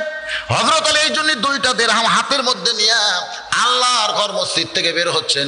মসজিদ থেকে বের হওয়ার একটা নিয়ম আছে না নাই? কোন পায়ে? শুধু বাম পায়ে বের হলে হবে না, জবান খুলে একটা দোয়াও পড়া লাগবে। আল্লাহুম্মা ইন্নী আসআলুকা মিন ফাদলিক। হযরত আলী যখন মসজিদ থেকে থেকে বের হচ্ছেন সরাসরি ঘোড়ার দিকে তাকায় নাই, কারণ আল্লাহ বলতেছে মুমিন পুরুষ যারা হবে তারা যখন রাস্তা চলবে তখন তাদের নজর থাকবে কোন দিকে? জোরে কোন? পায়ের দিকে, নিচের দিকে। কুল্লিল মুমিনিনা ইয়াগুদ্দু মিন আবসারিহিম। আল্লাহ কোরআন শরীফের মধ্যে বলেছেন মুমিন পুরুষ যারা হবে তারা যখন রাস্তা চলবে তখন তাদের নজর থাকবে মাটির দিকে। মাটির দিকে তাকায় যদি প্রত্যেকটা মুমিন পুরুষ রাস্তা চলে, আর রাস্তা দিয়ে যদি শাবনুর পপি ঘুরে বেড়ায়, লাভ আছে? এই মেয়েরাদের রাস্তায় সাইজ হয়ে ঘরে, কি জন্য ঘরে জানে? কি জন্য ঘরে? যদি মেয়ে সুন্দরী হয়ে এবার সেই রকম সাইজ হয়ে রাস্তায় ঘুরতেছে, কিন্তু একটা পুরুষও তাকায়নি। রাসূল বলেছেন ভুল কর্মে যদি একবার নজর যায় দ্বিতীয়বার তাকানো জায়েজ নাই। একবার তাকাইছে, তাকানোর পর এই যে মাটির দিকে তাকাইছে আর মেয়ের দিকে তাকাই না। মেয়ে বাড়ির যে কান্নাকাটি করতেছে, একজন বলে কান্দিস কেন? কয় আমার ঢপ নাই। তো ঢপ নাই কেমনে বুঝলি? কয় যে মরদ একবার আমারে দেখছে সে আর দ্বিতীয়বার দেখে নাই। আমার সাইজ যদি ভালো হতো বারবার কুত্তের মতন তাকায় থাকতো, কিন্তু একবার দেখার পর আর কেউ তাকায়নি। আজকে যদি আল্লাহর হুকুম নবীর হাদিস আমরা আমল করি তাহলে একটাও বেয়াসাইজা মেয়ে রাস্তায় আসবে না। ধরে কোন ঠিক কিনা? রাস্তায় মেয়েরা কেন আসে? আসার পিছনে কারণ হলো আমরা বারবার ওদের দিকে তাকাই আর মিস কল মারি। বাজান গো, আজকে যুবকেরা উত্তর পাড়া, দক্ষিণ পাড়া, পশ্চিম পাড়ায় ঘুরতেছে। এই মেয়েরা কেন তারা বের হচ্ছে? কারণ এই যুবকদের মিস কলের কারণে। আমরা যুবকগুলো যদি, পুরুষগুলো যদি আল্লাহর আইন পালন করি, একটা মেয়েও কিন্তু রাস্তায় আসবে। জোরে কোন? তাহলে দোষ কি আমাদের না মায়েদের? আমাদের দোষ নাই? আমার ছোট ভাই ওয়াজ করলো আর দাউসু লা ইয়াদখুলুল জান্নাহ, দাউস কোনোদিন জান্নাত পাবে না। হাদিস শরীফে দাউস মানে নারী না। সাহাবারা প্রশ্ন করলেন হুজুর দাউস কোন নারী? আল্লাহ নবী বলেন দাউস কোন নারী না, দাউস হলো ওই সকল পুরুষ যাদের অধীনে নারীরা পর্দা করে না। দাউস হলো ওই সকল পুরুষ যাদের অধীনে নারীরা কি করে না? পর্দা করে না। তারা হলো দাউস। দাউস মানে নারী না, পর্দা হীনা নারী না। দাউস হলো সকল পুরুষ যাদের অধীনে নারীরা পর্দা করে না। আমার অধীনে আমার বউ আছে না নাই? যখন আছে না নাই? আমার বউকে যদি আমি পর্দার মধ্যে রাখি, রাখতে পারবো না? ফখরুদ্দিন হওয়া লাগবে, জিল্লুর রহমান হয়ে কাম হবে না, ফখরুদ্দিন হওয়া লাগবে। হ্যাঁ, র্যাবের ভূমিকা পালন করা লাগবে। বাড়িতে গিয়ে বউকে বলবেন এই তুমি আমার বিবি, তোমার জন্য আমি জাহান্নামে যাওয়ার পারবো না, বাড়ির মধ্যে থাকতে হবে, পর্দা নিয়ে বোরকা নিয়ে বাইরে যাইতে হবে, নসেত বাংলাদেশে বইয়ের অভাব পড়েনি।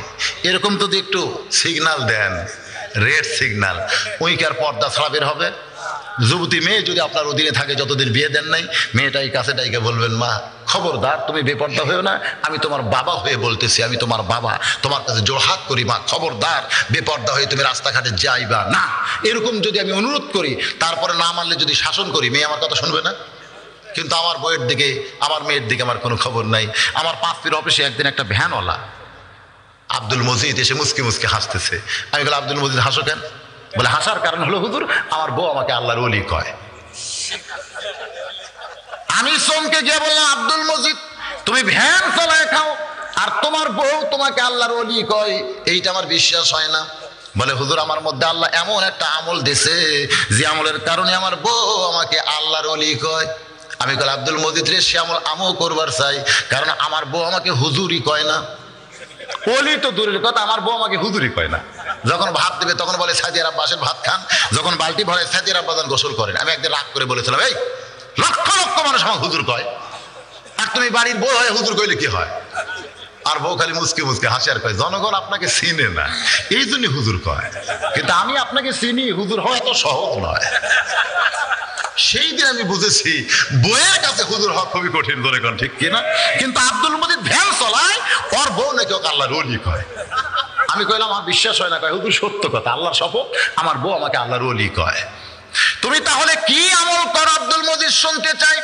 বলে হুজুর আমার আমল হলো আমি গত বছর চা খাই না, পান খাই না, বিড়ি সিগারেট কিছু খাই না, 1 টাকা 2 টাকা করে জমায় 1000 টাকা দিয়ে একটা জামদানি শাড়ি কিনে বউকে দিছি। আমার বউ 1000 টাকার শাড়ি, রিক্সাওয়ালা ভ্যানওয়ালার বউ যদি 1000 টাকার দামের দামদানি শাড়ি পায়, মন খুশি না বেজার? বউ শাড়ি চুমা খায়, বুকত লাগায়, কোন জায়গায় নিয়ে যায় তার ঠিক নেই। যাকে দেখে সব মেয়েকে বলে আমার স্বামী আমার রিক্সা চালায় খায়, তারপরে 1000 টাকার শাড়ি কিনে দিছে। আমি বললাম বিবি রে, মানুষের তো অনেক দেখাইলা, এবার শাড়ি পরে আমার সামনে একটু দাঁড়াও। আমার বউটা যখন জামদানি শাড়ি পরে আমার সামনে দাঁড়াইছে, হুজুর আমি যেন চোখ বন্ধ করে দেখি বউটা আমার দুনিয়াতে নাই, বউটা আমার জান্নাতের বাগানে যেন হুর হইয়া ঘুরতেছে। বউটাকে আমি আদর করলাম, বউটা শাড়ি পরে থাকলো, আমি চলে গেলাম বাইরে। কিছুক্ষণ বাড়িতে পড়াইসা দেখি শাড়ি আর বইয়ের পরনে নাই। আমি গেলাম, বিবিরে শাড়ি কি করছো? বলে তোমার ছোট ভাই কইছে শাড়িটা ভালো না, তোমার ছোট ভাই কইছে শাড়িটা ভালো না। আব্দুল মজিদ কয় হুজুর আমি হলাম স্বামী, আমার পছন্দের শাড়ি আমার বউকে কিনে দিছি, কিন্তু দেওরা কইছে শাড়িটা ভালো না। আর ভাবির সে কথা এমন পছন্দ হয়েছে শাড়িটার পরলই না। আমি বললাম শাড়িটা ভালো, তোমার কোলে হবে তাই, তোমার ভাই বলতেছে শাড়ি ভালো না, আমি আর পরবই না। শাড়ি কার জন্য? স্বামীর জন্য না দেওয়ার জন্য? জোরে এখন কার জন্য? কিন্তু দেওরা কইছে ভালো না, আর বউটা আমার শাড়ি পরলই না। এই বছর রমজানের প্রথম দিকে আমার বউ বলতেছে স্বামী গো আমার শাড়ি আমি কিনবার চাই, আমার 1000 টাকা দেন, আমি মার্কেটে গিয়ে শাড়ি কিনবো, আপনার শাড়ি কেনার আর কোনো দরকার নাই। আমি আব্দুল মজিদ চমকে গেলাম, বর্তমান মেয়েদের মার্কেটে যাওয়ার কোনো পরিবেশ ধরে কোন আছে? আমি বললাম বিবি রে মার্কেটে যাওয়ার পারবা না, মার্কেটে যাওয়ার পরিবেশ নাই। বউটা খালি ঘ্যান ঘ্যান করে কান্দে, আর আপনার শাড়ি আমি নিব না, আমার শাড়ি আমি কিনবার চাই। আমি তখন দৌড়ে গিয়া দরজা লাগালাম, আমার বাড়ির দরজাতে একটা তালা মারলাম। আমার বউটা বলে তালা মারছো কেন? বলে একটু দেরি করো। আমি দৌড়ে গিয়ে কোদাল হাতে নিলাম, বারান্দায় মারছি চোট। আমার বউ চিল্লায় বলে স্বামী গো দরজা বন্ধ করে বারান্দায় চোট মারলা কেন?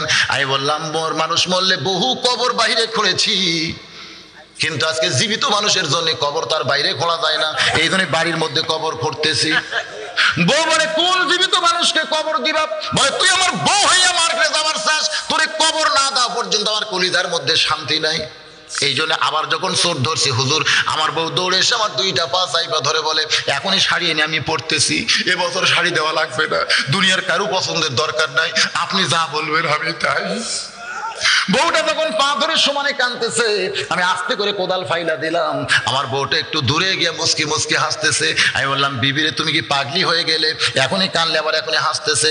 আমার বউটা বলে স্বামী গো এতদিন বিশ্বাস করতাম আপনি আমার স্বামী, কিন্তু কিছুক্ষণ আগে কোদাল দিয়া যে আমল শুরু করছেন তখন আমার বিশ্বাস হয়েছে আপনি শুধু স্বামী না, আপনি হলেন আল্লাহর ওলি। আপনার মতন স্বামী যেই বাড়িতে আছে ওই বাড়ির বউয়ের কোনোদিন বেপরদা হওয়ার সুযোগ নাই, ওই বাড়ির বউ কোনোদিন মার্কেটে যাবার পারবে না। আমি বললাম আব্দুল মজিদ রে এইটাই বুঝি তোমার আমল? বলে হুজুর আর একটা আমল আছে, মাপে 2 হাত। আমি কইলাম মাপে 2 হাত, সে আমলটা কি? বলে হুজুর আমি রাসূলের সুন্নাত বাড়িতে রাখছি, মাপে 2 হাত একটা লাঠি বানাইছি হুজুর, ওই লাঠিটা আমি আস্তে করে তীরের সঙ্গে দড়ি দিয়ে বাঁধে রাখছি। যখন আমার বউটা এদিক সেদিক ব্যাকা হয়ে হাঁটতেছে, আমার কথার সঙ্গে খুব একটা কথা মিলতেছে না, তখন আমি আস্তে করে লাঠিটা পায়রা নিয়ে আসা, মাথায় সরষের তেল সেই দিন আর আমি দেই না, ওই তেলটা আমি লাঠির উপর দেওয়া শুরু করি। বউটা চমকে বলে স্বামী গো লাঠি তেল দিচ্ছেন কেন? আমি বলি মনে হয় লাঠি লাগতে পারে, এই জন্যই লাঠি তেল দিয়ে রাখতেছি। বউ জোর হাত করে বলে লাঠি লাগবে না, লাঠি লাগবে না, যেখানকার লাঠি সেখানে রাইখে দেন। হুজুর এই 2টা আমল আমার বাড়িতে বলবৎ আছে। আমি আব্দুল মজিদের হাত চাইপা ধরে বললাম আব্দুল মজিদ রে তোমার বউ শুধু তোমাকে আল্লাহর ওলি কইছে, আজ থেকে যত জায়গায় ওয়াজ করব প্রত্যেকটা জায়গায় বলবো আব্দুল মজিদ আসলেই আল্লাহর ওলি। রে আল্লাহর বান্দারা, আমার মা বোনদের জন্য বদরশিদের ওয়াজ দেয়া কোনোদিন পর্দা হবে না। আমার মা বোনদের জন্য পর্দা যদি করতে চান তাহলে স্বামী হইয়া নিজের বউকে, বাবা হইয়া নিজের মেয়েকে পর্দার জন্য আইন করা লাগবে। ধরে কোন ভাইজান ঠিক কে বলেন? আমার ওয়াজ দিয়ে আপনার বউ পর্দা করবে? কখনোই পর্দা করবে না, কারণ বক্তার ওয়াজ এটা তো আইন না, বক্তার ওয়াজ। আর বাড়িতে স্বামী করবে আইন। ধরে কোন কি? আমি কি আইন তৈরি করতে পারবো? আইন করতে হবে আপনাদেরকে। যেটা বলতেছিলাম খুব মনোযোগ দিয়ে শোনেন। হযরত আলী 2টা দিরহাম হাতের মধ্যে নিয়ে মাটির দিকে তাকায় ঘোড়ার দিকে আসতেছেন, নিয়ত করছেন 2টা দিরহাম ঘোড়া ধরার মানুষকে দিবে, কিন্তু ঘোড়ার কাছে আইসা দেখে ঘোড়া ধরা মানুষ নাই, ঘোড়ার মুখেও লাগাম নাই, ঘোড়া ধরা মানুষ নাই, ঘোড়ার মুখেও। এখন হযরত আলী 2টা দিরহাম কারে দেয়? ঘোড়া ধরা মানুষ নাই, ঘোড়ার মুখেও লাগাম নাই। হযরত আলী বললেন বেকায়দায়, কারণ যে ঘোড়ার মুখে লাগাম নাই সেই ঘোড়ার পিঠে চড়ে কেউ যদি গন্তব্যে যাবার চায়, আপনারা বলেন কি যাইতে পারবে? একই অবস্থা। হযরত আলী চিন্তায় পড়ে গেলেন, এই লাগাম ছাড়া ঘোড়ার পিঠে চড়ে আমি এখন কেমনে যাই, আমি কি করব? বিপদে পড়ে গিয়া ঘোড়ার কানটা ধরে যখন হযরত আলী চিন্তা করেন, এমন সময় দেখতে পায় রাস্তা দিয়ে একজন আল্লাহর বান্দা আসতেছে। সুবহানাল্লাহ বলেন। হযরত আলী মনে মনে চিন্তা করে, আল্লাহ এই 2টা দিরহাম আমার ওই ভাইটার হাতে দিয়া বলবো পাশের একটা বাজার থেকে ঘোড়ার একটা লাগাম কিনে এনে দেন। আমার ভাইটা যদি লাগাম কিনে এনে দেয়, সেই লাগাম ঘোড়ার মুখে লাগায়া আমি ঘোড়ার পিঠে চড়ে দাওয়াতের কাজে যাবার চাই। এই মনে করে হযরত আলী যখন ঘোড়ার পাশে দাঁড়ায় আছে, লোকটা সীমানার মধ্যে আসলেই সালাম দিয়ে তার হাতে 2টা দিরহাম দিবে। এই মনে করে হযরত আলী ঘোড়ার কানটা ধরে দাঁড়িয়ে আছে। হঠাৎ হযরত আলী বেখেয়ালের মধ্যে এমন সময় লোকটা এসে সালাম দিয়ে বলে, আসসালামু আলাইকুম ইয়া আবা হাসান ও হোসাইন। জোরে কোন সুবহানাল্লাহ। ওই লোকটাই হযরত আলীকে সালাম দেয়, আসসালামু আলাইকুম ইয়া আবা হাসান ও হোসাইন। হযরত আলী চমকে উঠে বলে, ওয়ালাইকুম আসসালাম ভাই, আপনি কি আমারে চিনেন? লোকটা বলে, আপনারে চিনে না এমন মুসলমান দুনিয়াতে নাই। সুবহানাল্লাহ বলেন। আপনাকে চিনে না এমন মুসলমান দুনিয়াতে নাই। আর আগেরটা কি কইছিল? আপনি কে হুজুর? আর এই লোকটা বলতেছে, আসসালামু আলাইকুম ইয়া আবা হাসান হোসেন, ও হাসান হোসেনের বাপ, আল্লাহ রহমত আপনার প্রতি নাজিল হোক। জোরে কর সুবহানাল্লাহ। বলে, আপনাকে চিনেন এমন মুসলমান দুনিয়াতে নাই। ভক্তি বাড়ে চিনার আগে না পরে। জোরে কন, ভক্তি কখন বাড়ে? এই যে আপনাদের কৈশোর কানার একটা গ্রাম নাই, ওই কানারে এক লোক ওই আপনার চার একটা দোকান দেয়, ওই রেলগেটের ওই সাইডে দোকান দিচ্ছিল। তা আমি একদিন চা খাইতে হয়তো বললাম, ভাই লিগার খুব একটা ভালো না।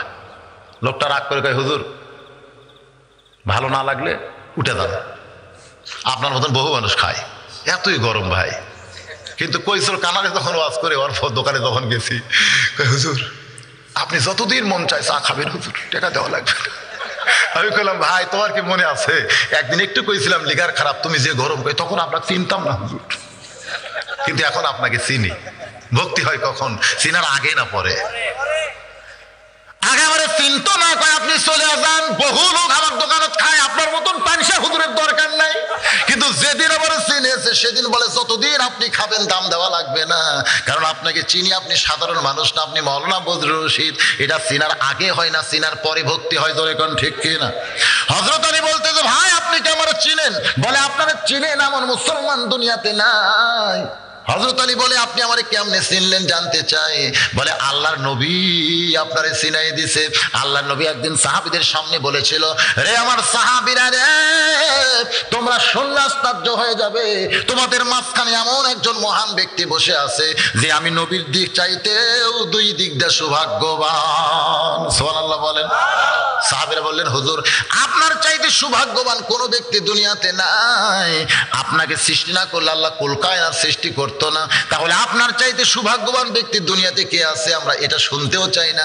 আল্লাহর নবী বলেন, তোমরা শুনতে না চাইলে কি হবে, আমি তোমাদের জানাতে চাই।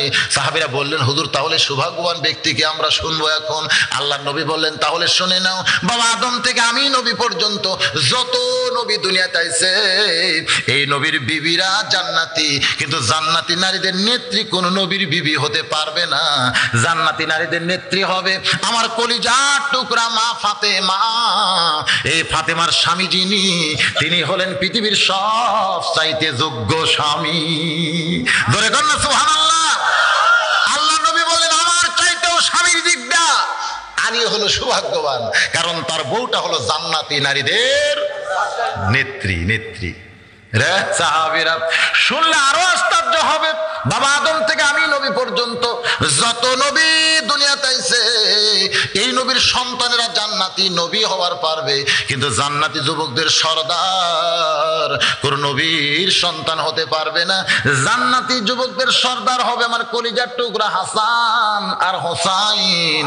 এই হাসান হোসেনের বাবা যিনি, তিনি হলেন পৃথিবীর সবচাইতে সৌভাগ্যবান বাবা।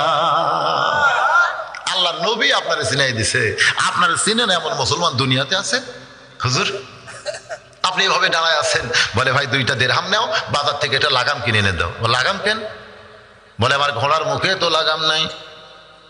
লোকটা চমকে বলে, হুজুর আমি শুনেছি ইসলামের ভিতরে আল্লাহর নবীর পরে আপনার চাইতে বড় আলেম আর কেউ নাই। সুবহানাল্লাহ কোন। আনা মাদিনাতুল ইলমি ওয়া আলিউ বাবুহা, আমি হচ্ছে ইলমের শহর, আলী হচ্ছে তার দরওয়াজা। সুবহানাল্লাহ কোন। আপনার চাইতে বড় আলেম পৃথিবীতে কেউ নাই। এই নবীটা, এই ডিগ্রিটা কে দিয়েছে? আল্লাহর নবী। ধরে কোন কে? একদিন দস্তরখানার মধ্যে সাহাবীদেরকে নিয়ে নবী আমার খাওয়া দাওয়া করতেছেন, খুরমা খেজুর। ধরে কোন কি খেজুর? নবী আমার নিজে খুরমা খেজুর খাচ্ছে আর আলীর সামনে বিছি রাখতেছে, আলীও খুরমা খেজুর খাচ্ছে, সামনে বিছি রাখতেছে। কিছুক্ষণ পর আল্লাহ নবী বললেন, সাহাবীরা রে, আজকে দেখো আলীর ক্ষুধা কত বেশি লাগছে, একলাই কতগুলা খুরমা খেজুর খাইছে, বিছির ঠিপ যে দেখা যায়। হযরত আলী দাঁড়িয়ে বলেন, নবীর সাহাবীরা রে, আমার ক্ষুধা বেশি লাগছে, আমি বিছি বেশি বের করেছি এটা ঠিক, কিন্তু তোমরা বলো তো ক্ষুধা কার বেশি, যে বিছি বের করে না বিছি সহ খায়? সমস্ত সাহাবী বলতেছে যে বিছি সহ খুরমা খাইছে তারই ক্ষুধা বেশি। হযরত আলী বলে, তাকায় দেখো নবীর সামনে একটাও বিছি নাই।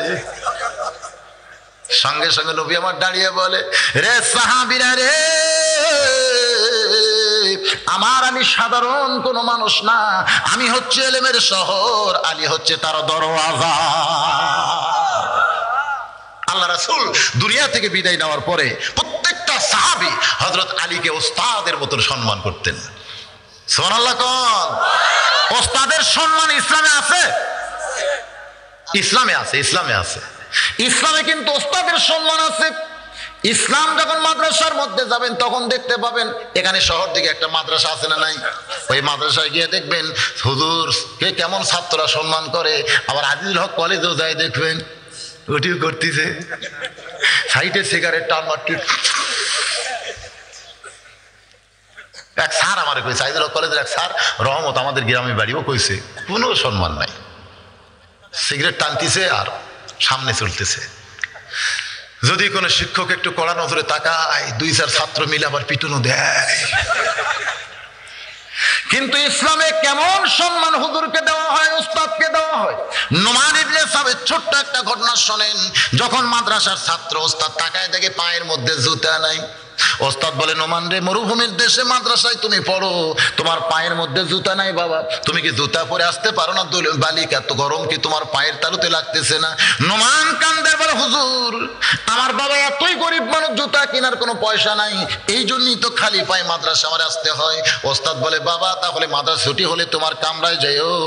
মাদ্রাসা যখন ছুটি হয়েছে নোমান ইবনে সাবিত হুজুরের কামরায় গেছে।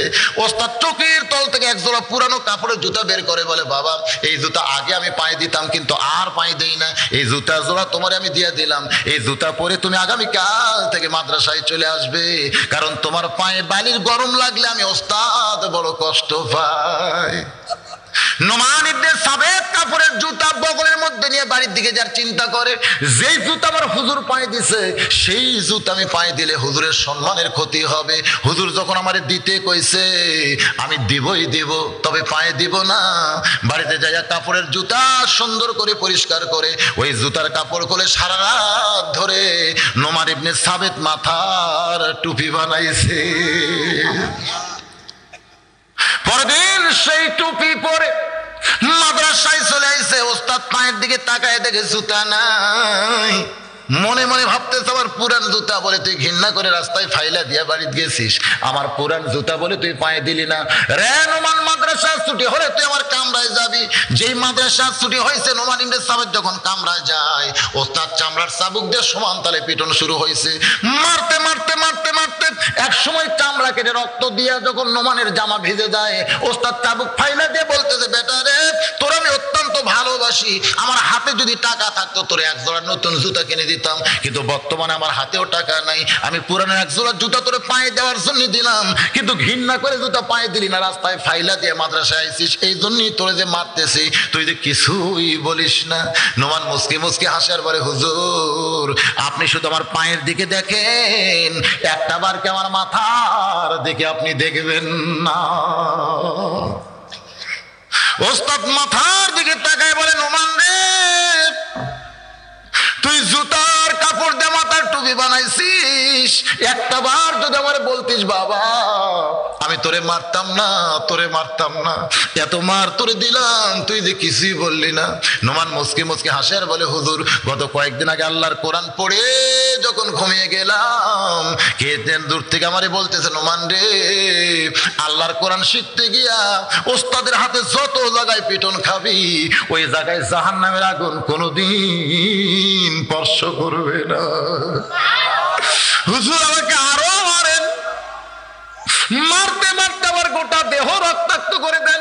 দুনিয়ার পিটন আমি সইতে পারবো, কিন্তু জাহান্নামের আগুন আমি সইতে পারবো না।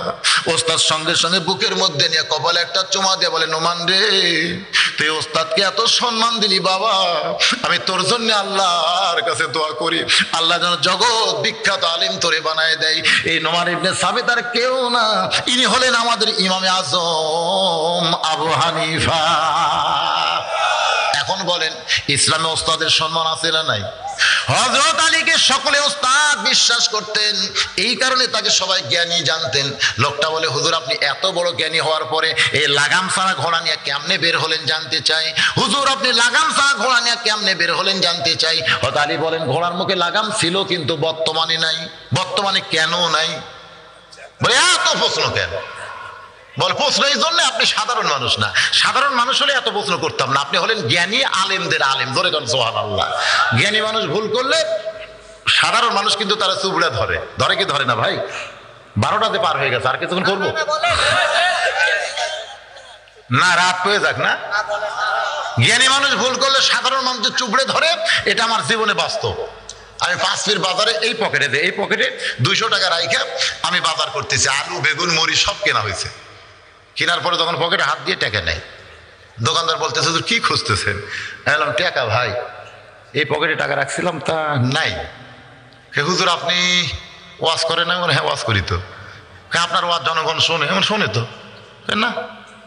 কোন পকেটে টাকা রাখা লাগবে সেটা যে জানে না, তার ওয়াজ জনগণ শোনে? হুজুর এই পকেটের মধ্যে টয়লেট পেপার মেসোয়াক চিরুনি এগুলা রাখবেন, আর টাকা রাখবেন এই পকেটে। আপনি এত বড় আলিম হইয়া কোন পকেটে টাকা রাখা লাগবে সেটাই আপনি জানেন না। আপনি ওয়াজ করেন, জনগণ আপনার ওয়াজ শোনে? আমি কইলাম ভাই টাকা হারাছে আমার, আর তুমি হয়েছে গরম। গরম হবে না মানে? আপনার শিক্ষিত মানুষ কোন পকেটে টাকা রাখা লাগবে তাই জানেন না? আমি দৌড়াত করে বললাম ভাই তোমার ব্যাগের সব কিছু ঢালে নেও, ব্যাগটা খালি আমারে দাও। বলে হুজুর আপনি গোটা দোকান নিয়ে যান, আমার আপত্তি নেই, কিন্তু আপনি এই ভুল করলেন কেন? সাইড থেকে একজন বলতে যে কি হয়েছে রে? আমি দৌড়াত করে বললাম ভাই ভাই তুমি যা দেওয়া দিছো অকার খোয় না, ও যদি আবার তেমন দেয়। আমি যখন বাজার নিয়ে 5 স্টেশনের দিকে আইলাম, সবাই বলতে হুজুর আপনার পকেটের টাকা নাকি পকেট মার মারছে। হাই রে সর্বনাশ, যাই শুনতেছে তাই বলতেছে হুজুর আক্কেল নাই রে, কোন পকেটে টাকা রাখা লাগবে আক্কেল নাই। সেদিন থেকে আমি বিশ্বাস করি জ্ঞানী ব্যক্তি যদি ভুল করে সাধারণ মানুষ তার চুবড়া ধরে। হযরত আলী জ্ঞানীর বাপ ছিলেন, জোরে কান সুবহানাল্লাহ। যার কারণে লোকটা বলে হুজুর এত বড় জ্ঞানী মানুষ হইয়া আপনি লাগাম ছাড়া ঘোড়া নিয়ে কেমনে বের হলেন? হযরত আলী বলতেছে ঘোড়ার মুখে লাগাম ছিল কিন্তু বর্তমানে নাই। বর্তমানে কেন নাই? আলী বলতেছেন পরে বলবো, তুমি 2টা দিরহাম দিয়ে আমার জন্য একটা ঘোড়ার লাগাম কিনে নিয়ে আসো, পরে তোমাকে আমি বলবো। বলে হুজুর আগে বললে একটু ভালো হতো। আলী বলতেছে তাহলে আমার মনে হয় তুমি লাগাম কিনে আনবে না, তুমি এইরকম পেচুক মানুষ, খালি বারবার পেঁচাও কেন? বলে হুজুর অবশ্যই আনবো। 2টা দিরহাম হাতের মধ্যে নিয়ে বলে আপনার লাগাম এই জন্যই আনবো যদি হাসরের ময়দানে আল্লাহ আমারে জান্নাত দেয়। জোরে কান সুবহানাল্লাহ। হযরত আলী বলে আমার ঘোড়ার লাগাম এনে দিলে আল্লাহ তোমারে জান্নাত দিবে, এই বুঝটা তোমারে কে দিয়েছে? বলে এই বুঝটা তো আমি পাইছি হযরত ওসমান গনির কাছে। জোরে কান সুবহানাল্লাহ। আল্লাহ নবী যখন বললেন আলী রে আমার ফাতেমাকে বিয়ে করতে গেলে বিবাহের মোহর আদায় করতে হবে, তুমি মোহর স্বরূপ কি দিবে? আলী বলতেছে ইয়া রাসূলুল্লাহ আমার মতন গরিব মানুষ দুনিয়াতে নাই, আমি মোহর না কোত্থেকে দিব জানতে চাই। আল্লাহ নবী বললেন মাথার হেলমেট বিক্রি করো বাজারে গিয়া, যেটা হবে সেটাই তোমার ফাতেমার মোহর আদায় করতে হবে। তখনই হযরত আলী মাথার হেলমেট হাতে নিয়ে বাজারের দিকে যখন বিক্রি করার নিয়তে দৌড় দেয়, পিছন দিক থেকে ওসমান ডাকতেছে আলী ভাই। হযরত আলী তমকে গিয়ে বলতেছে, ওসমান ভাই এমন করে আমার পিছন থেকে কেন ডাকতেছেন জানতে চাই। বলে, আপনি যে হেলমেট বাজারে বিক্রি করার জন্য দৌড় শুরু করেছেন, ওই হেলমেট যদি আমি ওসমান কিনি আপনি কি আমার কাছে বেচবেন না? হযরত আলী খুশি হয়ে বলতেছে, আপনার মতন খরিদ্দার যদি পাই তাহলে আমি আলীর আর কোনো চিন্তা নাই। সুবহানাল্লাহ। ওসমান গনি বললেন, কত দাম নিবা? হযরত আলী বললেন, চাইলেই ঠকা। আমি হলাম গরিব মানুষ, আপনি হলেন ধনী মানুষ, আপনার কাছে কত আমি চাবো? গরিবদের চাওয়ার আর কি আছে? যা আপনার মনে নয় একটা দিয়ে দেন। সঙ্গে সঙ্গে হযরত ওসমান 1,000 টাকা হযরত আলীর হাতে দিলেন। হয়তো হেলমেট কেন ওসমানের হাতে দিয়ে যখন দৌড় শুরু করবার চান, ওসমান করে পেছন দিক থেকে ডাক দেয়, বলে, আলী ভাই কত দিলাম, একটাবার কি গুনে দেখবা না? আলী মুস্কি মুস্কি হাসে আর বলে, এক মুসলমান আর এক মুসলমান কোনোদিন ঠকায় না। বলে, গুনে দেখা হলো রাসূলের সুন্নাত। গুনে দেখা কার সুন্নাত? এটা এই জন্য উসমান বলেছেন, আল্লাহ বলেছেন, কারণ ফাতেমার বিবাহের মহরনা কত এর সংখ্যা জানার দরকার আছে না নাই? গুনে দেখলেন 480 দিরহাম। হযরত আলী কান্দের বলে, ওসমান ভাই একটা মাথার হেলমেটের দাম কি কোনোদিন এত হয়? এত দাম না, আপনি হেলমেট কেন কিনলেন?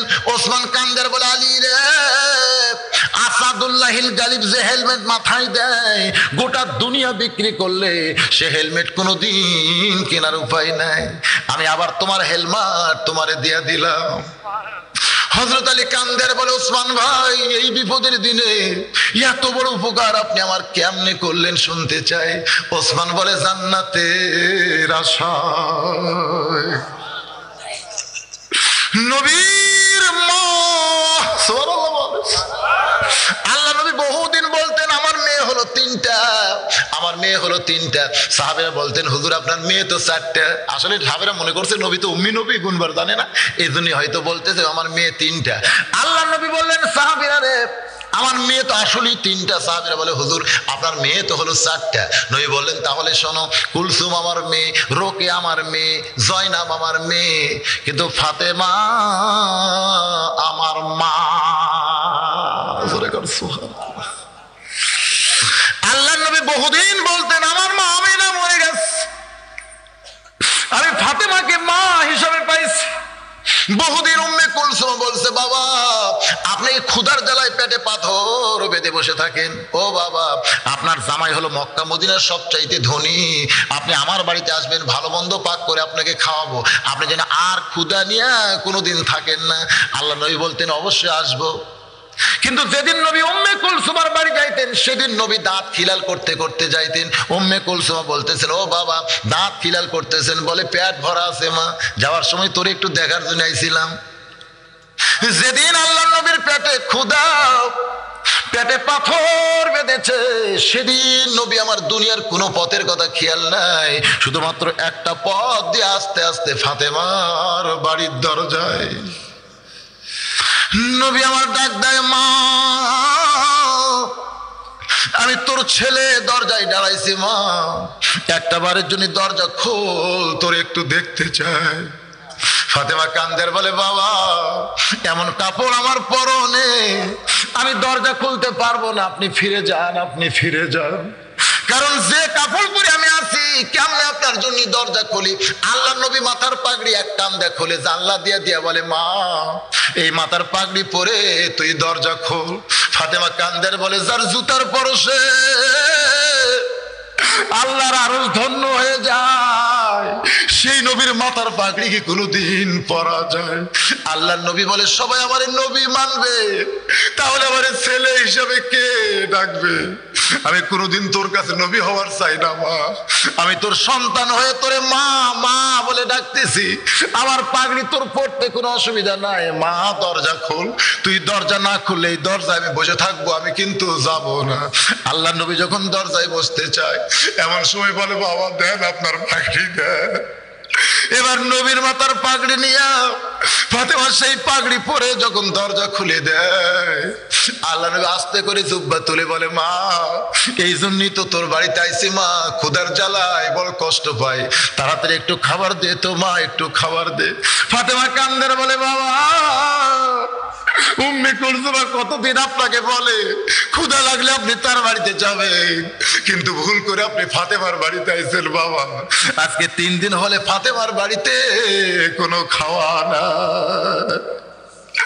আল্লাহর নবী বলে মা তাহলে তোর ডান হাতখানা দে তো মা, আমি একটু কি যেন করতে চাই। মা ফাতেমা যখন ডান হাতখানা নবীর দিকে দেয়, নবী আমার আস্তে করে নবুয়তের মুখ দিয়ে চুমা খায়, বলে আল্লাহ আমার মায়ের হাতের মধ্যে যে এত মজা, এক চুমা খাওয়ার সঙ্গে সঙ্গে আমার ক্ষুধা তৃষ্ণা সব দূর হয়ে যায়। বাগান গো সেই ফাতেমাকে বিয়ে করবে আলী, তার বিবাহের মহরণ স্বরূপ আমি ওসমান একটু উপকার করেছি জান্নাতের আশায়, আমি জান্নাতের আশায় করছি ভাই।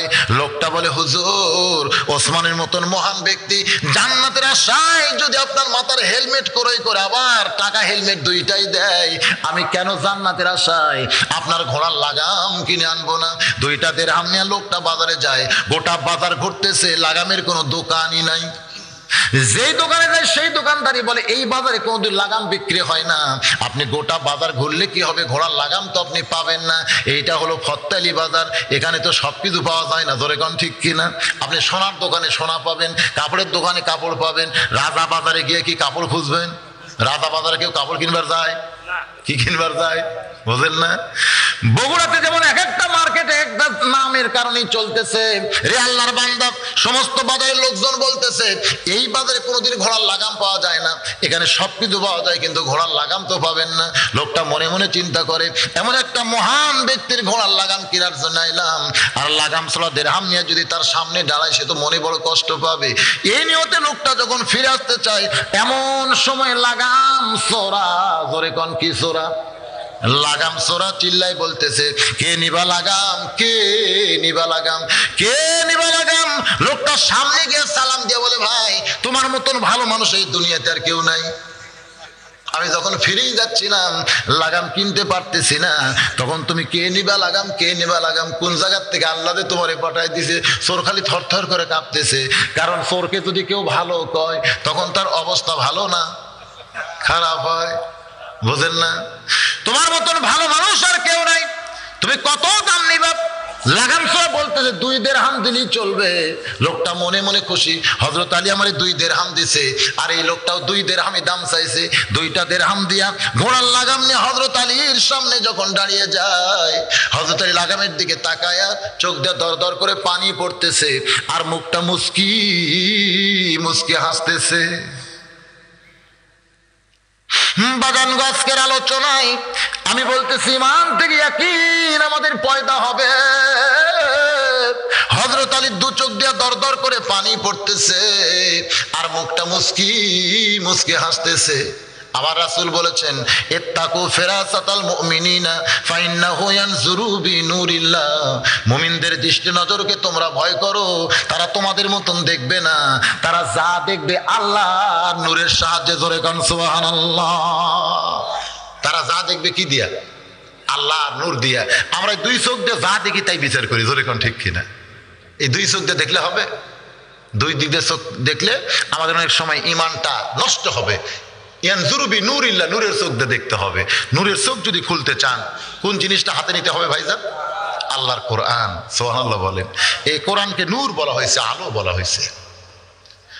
এই কোরআন যত তেলাওয়াত করবেন, ওয়াইজা তুলিয়াত আলাইহিম আয়াতুহু জাদাতুহুম ঈমানান।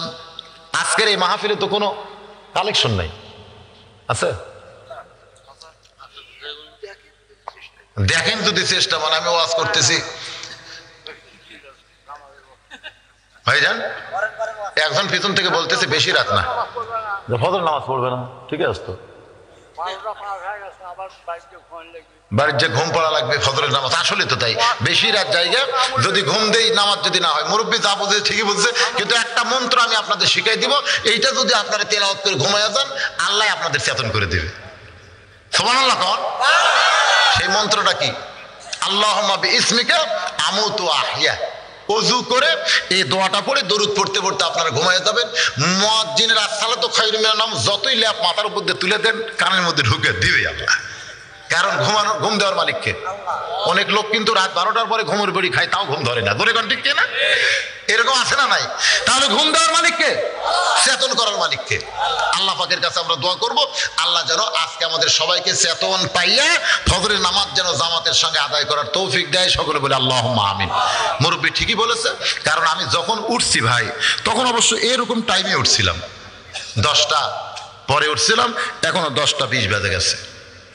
কন্টিনিউ আমি 2 ঘন্টা ওয়াজ করার পরে আমাকে অবশ্য একটা ইশারা দেওয়া বলে, যদি কিছু দেয়, যুবকেরা মাহফিল করতেছে, যদি আপনাদের কারো একটু মন চায় 10 টাকা, 20 টাকা, 50 টাকা, 100 টাকা, এর জন্য 5টা মিনিট। তারপর হযরত আলী কাঁদতেছে আর হাসতেছে, মনে আছে আপনাদের? লাগামের দিকে তাকায় এরপরের কি ঘটনা শোনার দরকার আছে না নাই? হ্যাঁ, এই জন্য 5টা মিনিট আমি আপনাদের সুযোগ দিলাম। যুবকদের বলতেছি, বাবা বহু টাকা তো মোবাইলে ফ্যাক্সি দিছো, আজকে জান্নাতে ফ্যাক্সি দেওয়া যায় না? এই বলার সঙ্গে সঙ্গে এক যুবক দৌড়াইছে, মাশাআল্লাহ মাশাআল্লাহ, 100 টাকা জান্নাতে ফ্যাক্সি দিছে, মাশাআল্লাহ মাশাআল্লাহ, 100 টাকা দিছে। এরকম কি আর 100, 200, 500 দেওয়ার লোক নাই? হ্যাঁ, শহর দিকে আল্লাহ রহমত করবে। আসো বাবা, এদিকে আসো, রহমত যাই বলতেছে, একটু আসো, রহমতুল্লাহ চলে আসো, সোনার চান চলে আসো, 10 12 20 12 যাই যা পারো আল্লাহর রাস্তায় একটু দান কর। আল্লাহর একজন বান্দাকে চকচকে 100 টাকা দিছে। বাবা দেখেন তো, এরকম কারো মন চায়? এই যুবকদেরকে সহযোগিতা করেন, কোরআনের মাহফিল প্রত্যেক বছর করবে, না করলে গান নিয়ে আসবে। কয়দিন আগে ফরিদা পারভিনের গান হলো না? হ্যাঁ, এই জায়গাতে আছে। মাশাআল্লাহ, কি রে, মাশাআল্লাহ না মরশাল্লাহ? এই জায়গায় হয়েছে, এই জায়গায়। আল্লাহ, আসলে জায়গার কোনো দোষ নাই, জায়গার কোনো দোষ নাই। ওদিকে অন্ধকার, ওদিকে অন্ধকার, ওই অন্ধকারের কোনো দোষ নাই। আলো জ্বলান লাগবে, তোর এখন ঠিক কিনা? আলো জ্বলাইলে অন্ধকার দূর হয়ে যাবে। জায়গার কোনো দোষ নাই, জায়গাটা আজকে জান্নাতের বাগান হয়ে গেছে। তো আপনারা গানের মাহফিল না করে যুবকরা যেন কোরআনের মাহফিল করে সহযোগ। ওয়ালাইকুম আসসালাম, মাশাআল্লাহ। আমার এক ভাই 100 টাকা করছে দান, আর এক ভাই 100 টাকা দান করছে, আল্লাহ কবুল করেন। আল্লাহ বিসমিল্লাহির রহমানির রহিম। আল্লাহ তোমার একজন বান্দা 40 টাকা করা মানিকে যা ছিল সব করছে দান, আল্লাহ কবুল করেন। আর একজন 10 টাকা করছে দান, ভ্যান চালায়, জমি জমা নাই, ভ্যান চালায়। দেখেন কি বুঝেছে, ওইটা আমার সম্পত্তি। আল্লাহ শরীরকে যেন সুস্থ রাখে, কামাই যেন বরকত দেয়। এই কোরআনের মাহফিলে দান করার কারণে আল্লাহ যেন জান্নাত ঘরের মালিক বানায়। আল্লাহ তোমার বান্দারা পাগলের মতন দান করতেছে, আল্লাহ কবুল করেন। যারা যে নিয়তে দান করলো আল্লাহ দানকে কবুল করেন। আল্লাহ নেক নিয়ত নেক আশা পুরা করেন, আল্লাহুম্মা আমিন। আল্লাহ তোমার একজন যুবক বান্দা বলছিলেন ইন্নী হবে ফিতনা, আমি ফিতনা কি মহব্বত করি, এর উত্তর পাই না। এই উত্তর পান নাই? মোবাইলে শুনছেন তাই না? ঠিক আছে, আজকে উত্তর দিয়ে দিও। মাশাআল্লাহ, হ্যাঁ, একটা উত্তর পাই নাই। মোবাইলে ওয়াজ শুনছে তো, মোবাইলের ওয়াজগুলো অর্ধেক তোলে না, এই জায়গাতেই বড় বিপদ।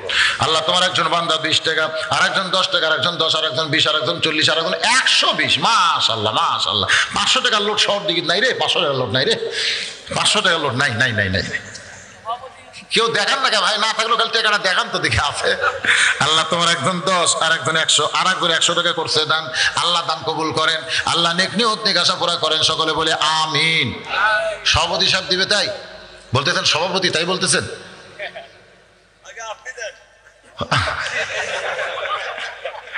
এ শহর দিকের লোক না বাইরের লোক? এরা সব কোন জায়গার লোক? হ্যাঁ, এই দেখেন যুবকেরা ফ্যাক্সি দিচ্ছে। ইচ্ছা করলে মোবাইলের মধ্যে ফ্যাক্সি দেওয়ার পারতো 20 টাকা, কিন্তু দিচ্ছে। আল্লাহ কোরআনের মাহফিলে আল্লাহ যুবকদের ফ্যাক্সিগুলোকে জান্নাতে লোড করে নাও, আল্লাহ জান্নাত ঘরের মালিক। ওয়ালাইকুম আসসালাম, মাশাআল্লাহ। এখন পর্যন্ত কাহালুর লোক এখন পর্যন্ত সবচাইতে উপরে উঠছে। কাহালুর লোক, কাহালু বাড়ি হলো কাহালু। দেখেন, এই শহর দিকের কেউ পারে নাই, আশেপাশের কেউ পারে নাই। কাহালু থেকে এসে দেখলো হুজুরের কাছে যখন চাইছে, এখন হুজুর এলাকার লোক 300 টাকা করছে দান। আল্লাহ দানকে কবুল করেন। দেখি 300 টাকার উপরে কেউ উঠতে পারে? ওয়ালাইকুম আসসালাম, ওয়ালাইকুম আসসালাম। আল্লাহ তোমার বান্দা অনেকগুলো টাকা করছে দান। আল্লাহ কাহালুর একজন ভাই 300 টাকা করছে দান, আল্লাহ দান কবুল করেন। এগুলো কে দিল বাবা? 5 জন মিলে করছে দান যুবকেরা।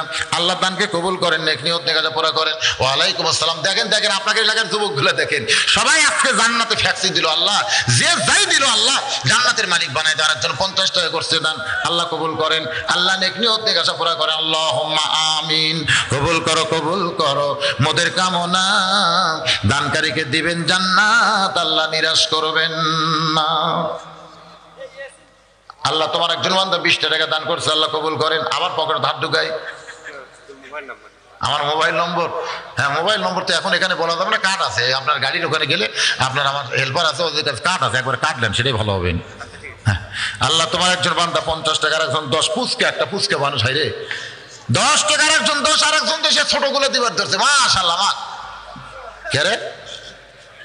এই এই শোনো শোনো শোনো, এ কারো থেকে লিয়ে এলে না? লিল্লাহে তাকবীর। মনে করছিলাম 500 দেখাবারই পারবে না, 500 দান করে দিছে। মাশাআল্লাহ মাশাআল্লাহ সুবহানাল্লাহ। আল্লাহ তোমার একজন বান্দা 500 টাকা করছে দান, আল্লাহর এক যুবক অনেকগুলো টাকা করছে দান, আর এক যুবক আল্লাহ তোমার 70 টাকা করছে দান। আল্লাহ দানকে কবুল করেন। টাকার কিন্তু ঠিক হয়ে গেছে, অনেক টাকা হয়েছে মাশাআল্লাহ। এখন সবাই বসেন ভাই, আর যদি কেউ দান করে একটু আল্লাহর রাস্তায় করেন। পিছনে যারা আছেন আল্লাহর রাস্তায় বসেন, আল্লাহর রাস্তায় বসেন। এই মাহফিলের সবচাইতে গুরুত্বপূর্ণ জিনিসের নাম হলো মোনাজাত। জোরে বলেন নাম কি? মোনাজাতের গুরুত্ব আছে না নাই?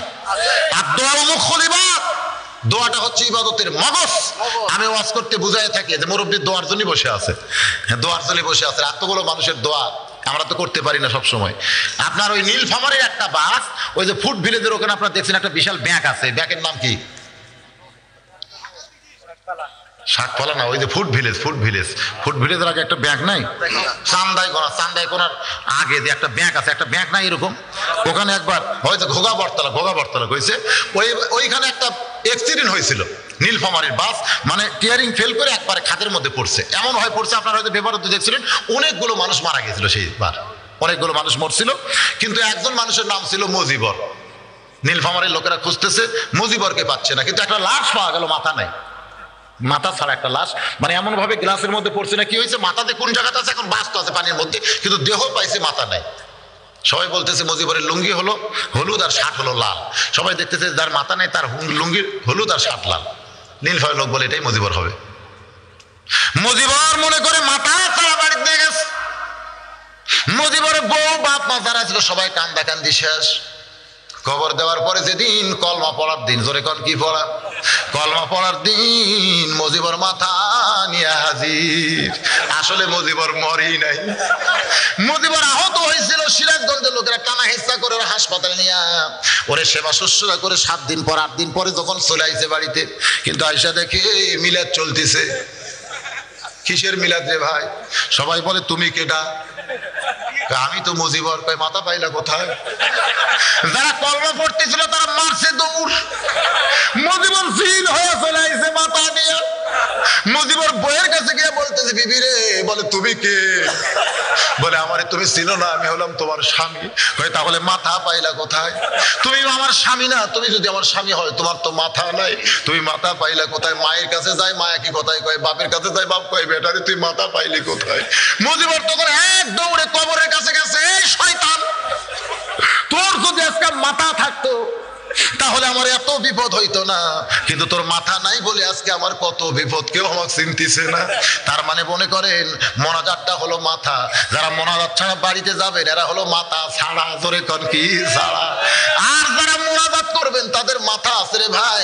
এই জন্য আমি আপনাদের অনুরোধ করতেছি, ঘন্টার পর ঘন্টা মাগরিব থেকে রাত প্রায় 12:30 বাজে গেছে, এত রাত পর্যন্ত যারা ওয়াজ শুনেছেন তারা মাথা ছাড়া মুজিবর না হইয়া মাথাওয়ালা হওয়া লাগবে। আর দোয়া মুখুল ইবাদত, দোয়া হচ্ছে ইবাদতের মাথা। জোরে কোন সুবহানাল্লাহ। হযরত আলী বসেন, যারা পিছনে দাঁড়ায় আছেন বসেন, সবাই আল্লাহর রাস্তায় বসেন। হযরত আলী চোখের পানি বের করে কাঁদতেছে, আর মুখটা মুছতে মুছতে হেসে বলতেছে, যেইটা বান্দার জন্য হালাল ছিল সেইটাই কর্মদোষে হারাম করে নিল। সুবহানাল্লাহ কোন। যেইটা বান্দার জন্য কি ছিল? হালাল ছিল, সেইটাই কর্মদোষে হারাম করে নিল।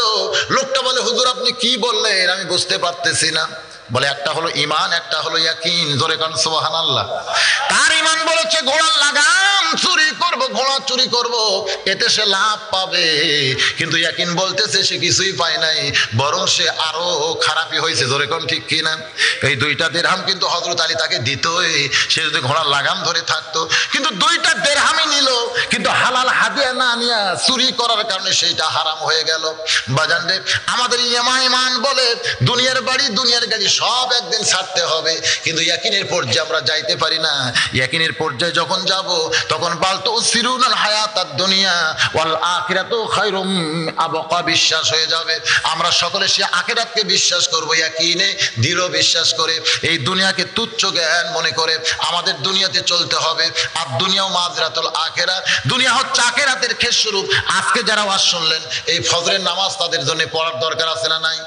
জোরে করে আছে না নাই? এশা যারা এখনো পড়েন নাই, আমি তাদের পায়ে হাত দিয়ে বলতেছি, যা করছেন করছেন, বাকি জীবন আর করবো না, আজ থেকে আমরা নামাজি হয়ে যাব। তাহলে আজকের মাহফিলটা তওবার মাহফিল হবে। আমাদের সকলের গলায় আমার আল্লাহ খুশি হয়ে হেদায়েতের মালা পরায় দিবে। সকলে বলি আল্লাহুম্মা আমিন। ইস্তিগফার পড়েন, আস্তাগফিরুল্লাহ রব্বি মিন কুল্লি জামবি ওয়া তুবু ইলাইহি, আস্তাগফিরুল্লাহ রব্বি মিন কুল্লি জামবি ওয়া তুবু ইলাইহি, আস্তাগফিরুল্লাহ। যারা পেছনে দাঁড়িয়ে আছেন অন্তত মোনাজাতের সময় বসেন। বসাটা হলো আদবি। বাবা এতক্ষণ যারা দাঁড়িয়ে আছেন কত কষ্ট, এখন একটু বসেন। বসাটা হলো আদবি, দাঁড়ানো হলো বেদবি। বিশেষ করে মোনাজাতের ক্ষেত্রে আল্লাহর দরবারে আমরা হাত তুলবো। আমাদের চাইতে বড় ফকির পৃথিবীতে আর কেউ নাই। এই জন্য সবাই কয়েকবার ইস্তেগফার পড়ে নি। আস্তাগফিরুল্লাহ রব্বি মিন কুল্লি জামবি ওয়া তুবু ইলাইহি, আস্তাগফিরুল্লাহ রব্বি মিন কুল্লি জামবি ওয়া তুবু ইলাইহি, লা হাওলা ওয়ালা কুওয়াতা ইল্লা বিল্লাহিল আলিয়্যিল আযীম। আল্লাহুম্মা সাল্লি আলা মুহাম্মাদিন ওয়া আলা আলি মুহাম্মাদ কামা সাল্লাইতা আলা ইব্রাহিম ওয়া আলা আলি ইব্রাহিম ইন্নাকা হামিদুম মাজিদ। আল্লাহুম্মা বারিক আলা মুহাম্মাদিন ওয়া আলা আলি মুহাম্মাদ কামা বারাকতা আলা ইব্রাহিম ওয়া আলা আলি ইব্রাহিম ইন্নাকা হামিদুম মাজিদ। আজকের মাহফিলের সভাপতি সাহেব আছে? জি ঠিক আছে। আচ্ছা, শুরুতেও আয়াত তেলাওয়াত, শেষেও আয়াত তেলাওয়াত। কোরআনের একটা আয়াত তেলাওয়াত করে এরপরে মোনাজাত হবে ইনশাআল্লাহ। আয়াত তেলাওয়াত করলো এই ছেলেটা। এই আয়াতের মধ্যে অবশ্যই কথাই বলা হয়েছে, সেই কথাটাই উনি বললেন যে অসহায় যারা, ওখানে নিচে রাখো, নিচে রাখো, তোমারটাকে এখানে নিচে। আপনারা যদি পারেন, অন্ধ মানুষ, হাফেজ মানুষ, সবচাইতে বড় মহব্বত হলো সে 30 পারা কোরআনের হাফেজ। আর সবচাইতে যে জিনিসটা আমাদের দেখতে হবে সেটা হলো মাজুর। হ্যাঁ, সোয়াল ও জিল্লাতুন, যদিও বলা হয়েছে সোয়াল করা একটা জিল্লতের কাজ, শরমের কাজ, কিন্তু এ তো সোয়াল করা ছাড়া বুদ্ধি নাই। কিন্তু এই কোরআনের হাফেজ মানুষের দরজায় দরজায় ভিক্ষা করুক, এটা উচিত না। সে আপনাদের এখানে এসে একটু হাদিয়া স্বরূপ যদি আপনারা পারেন, সবাই যদি 2-4 টাকা করে দেন, ও বউ চল নিয়ে খাবে, আপনাদের দোয়া করবে। কারণ আসলে কিছু করতে পারলেও চাইতো না। আপনারা যদি দাওয়াত দিতেন, অন্ধ হাফেজ আব্দুল্লাহ ইবনে কাজেম গাড়ি নিয়ে ঘুরতেছে, সে দাওয়াত পায়, কিন্তু এনাকে কেউ দাওয়াত দেয় না। আপনারা যদি দাওয়াত দেন, হাদিয়া হিসেবে যেটা দিবেন ওটাই ওর জন্য চলবে, কিন্তু আসলে দাওয়াতই মানুষ দিচ্ছে না। এখন কি বুঝে দিচ্ছেন আল্লাহ ভালো জানে।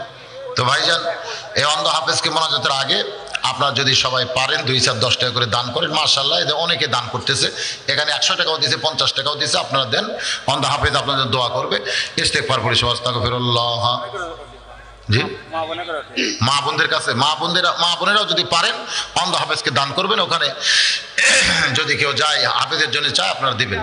সবাই ইস্তেগফার পড়েন, আস্তাগফিরুল্লাহ রব্বি মিন কুল্লি জামবি ওয়া তুবু ইলাইহি, আস্তাগফিরুল্লাহ রব্বি মিন কুল্লি জামবি ওয়া তুবু ইলাইহি, আস্তাগফিরুল্লাহ রব্বি মিন কুল্লি জামবি ওয়া তুবু ইলাইহি, লা হাওলা ওয়ালা কুওয়াতা ইল্লা বিল্লাহিল আলিয়্যিল আযীম।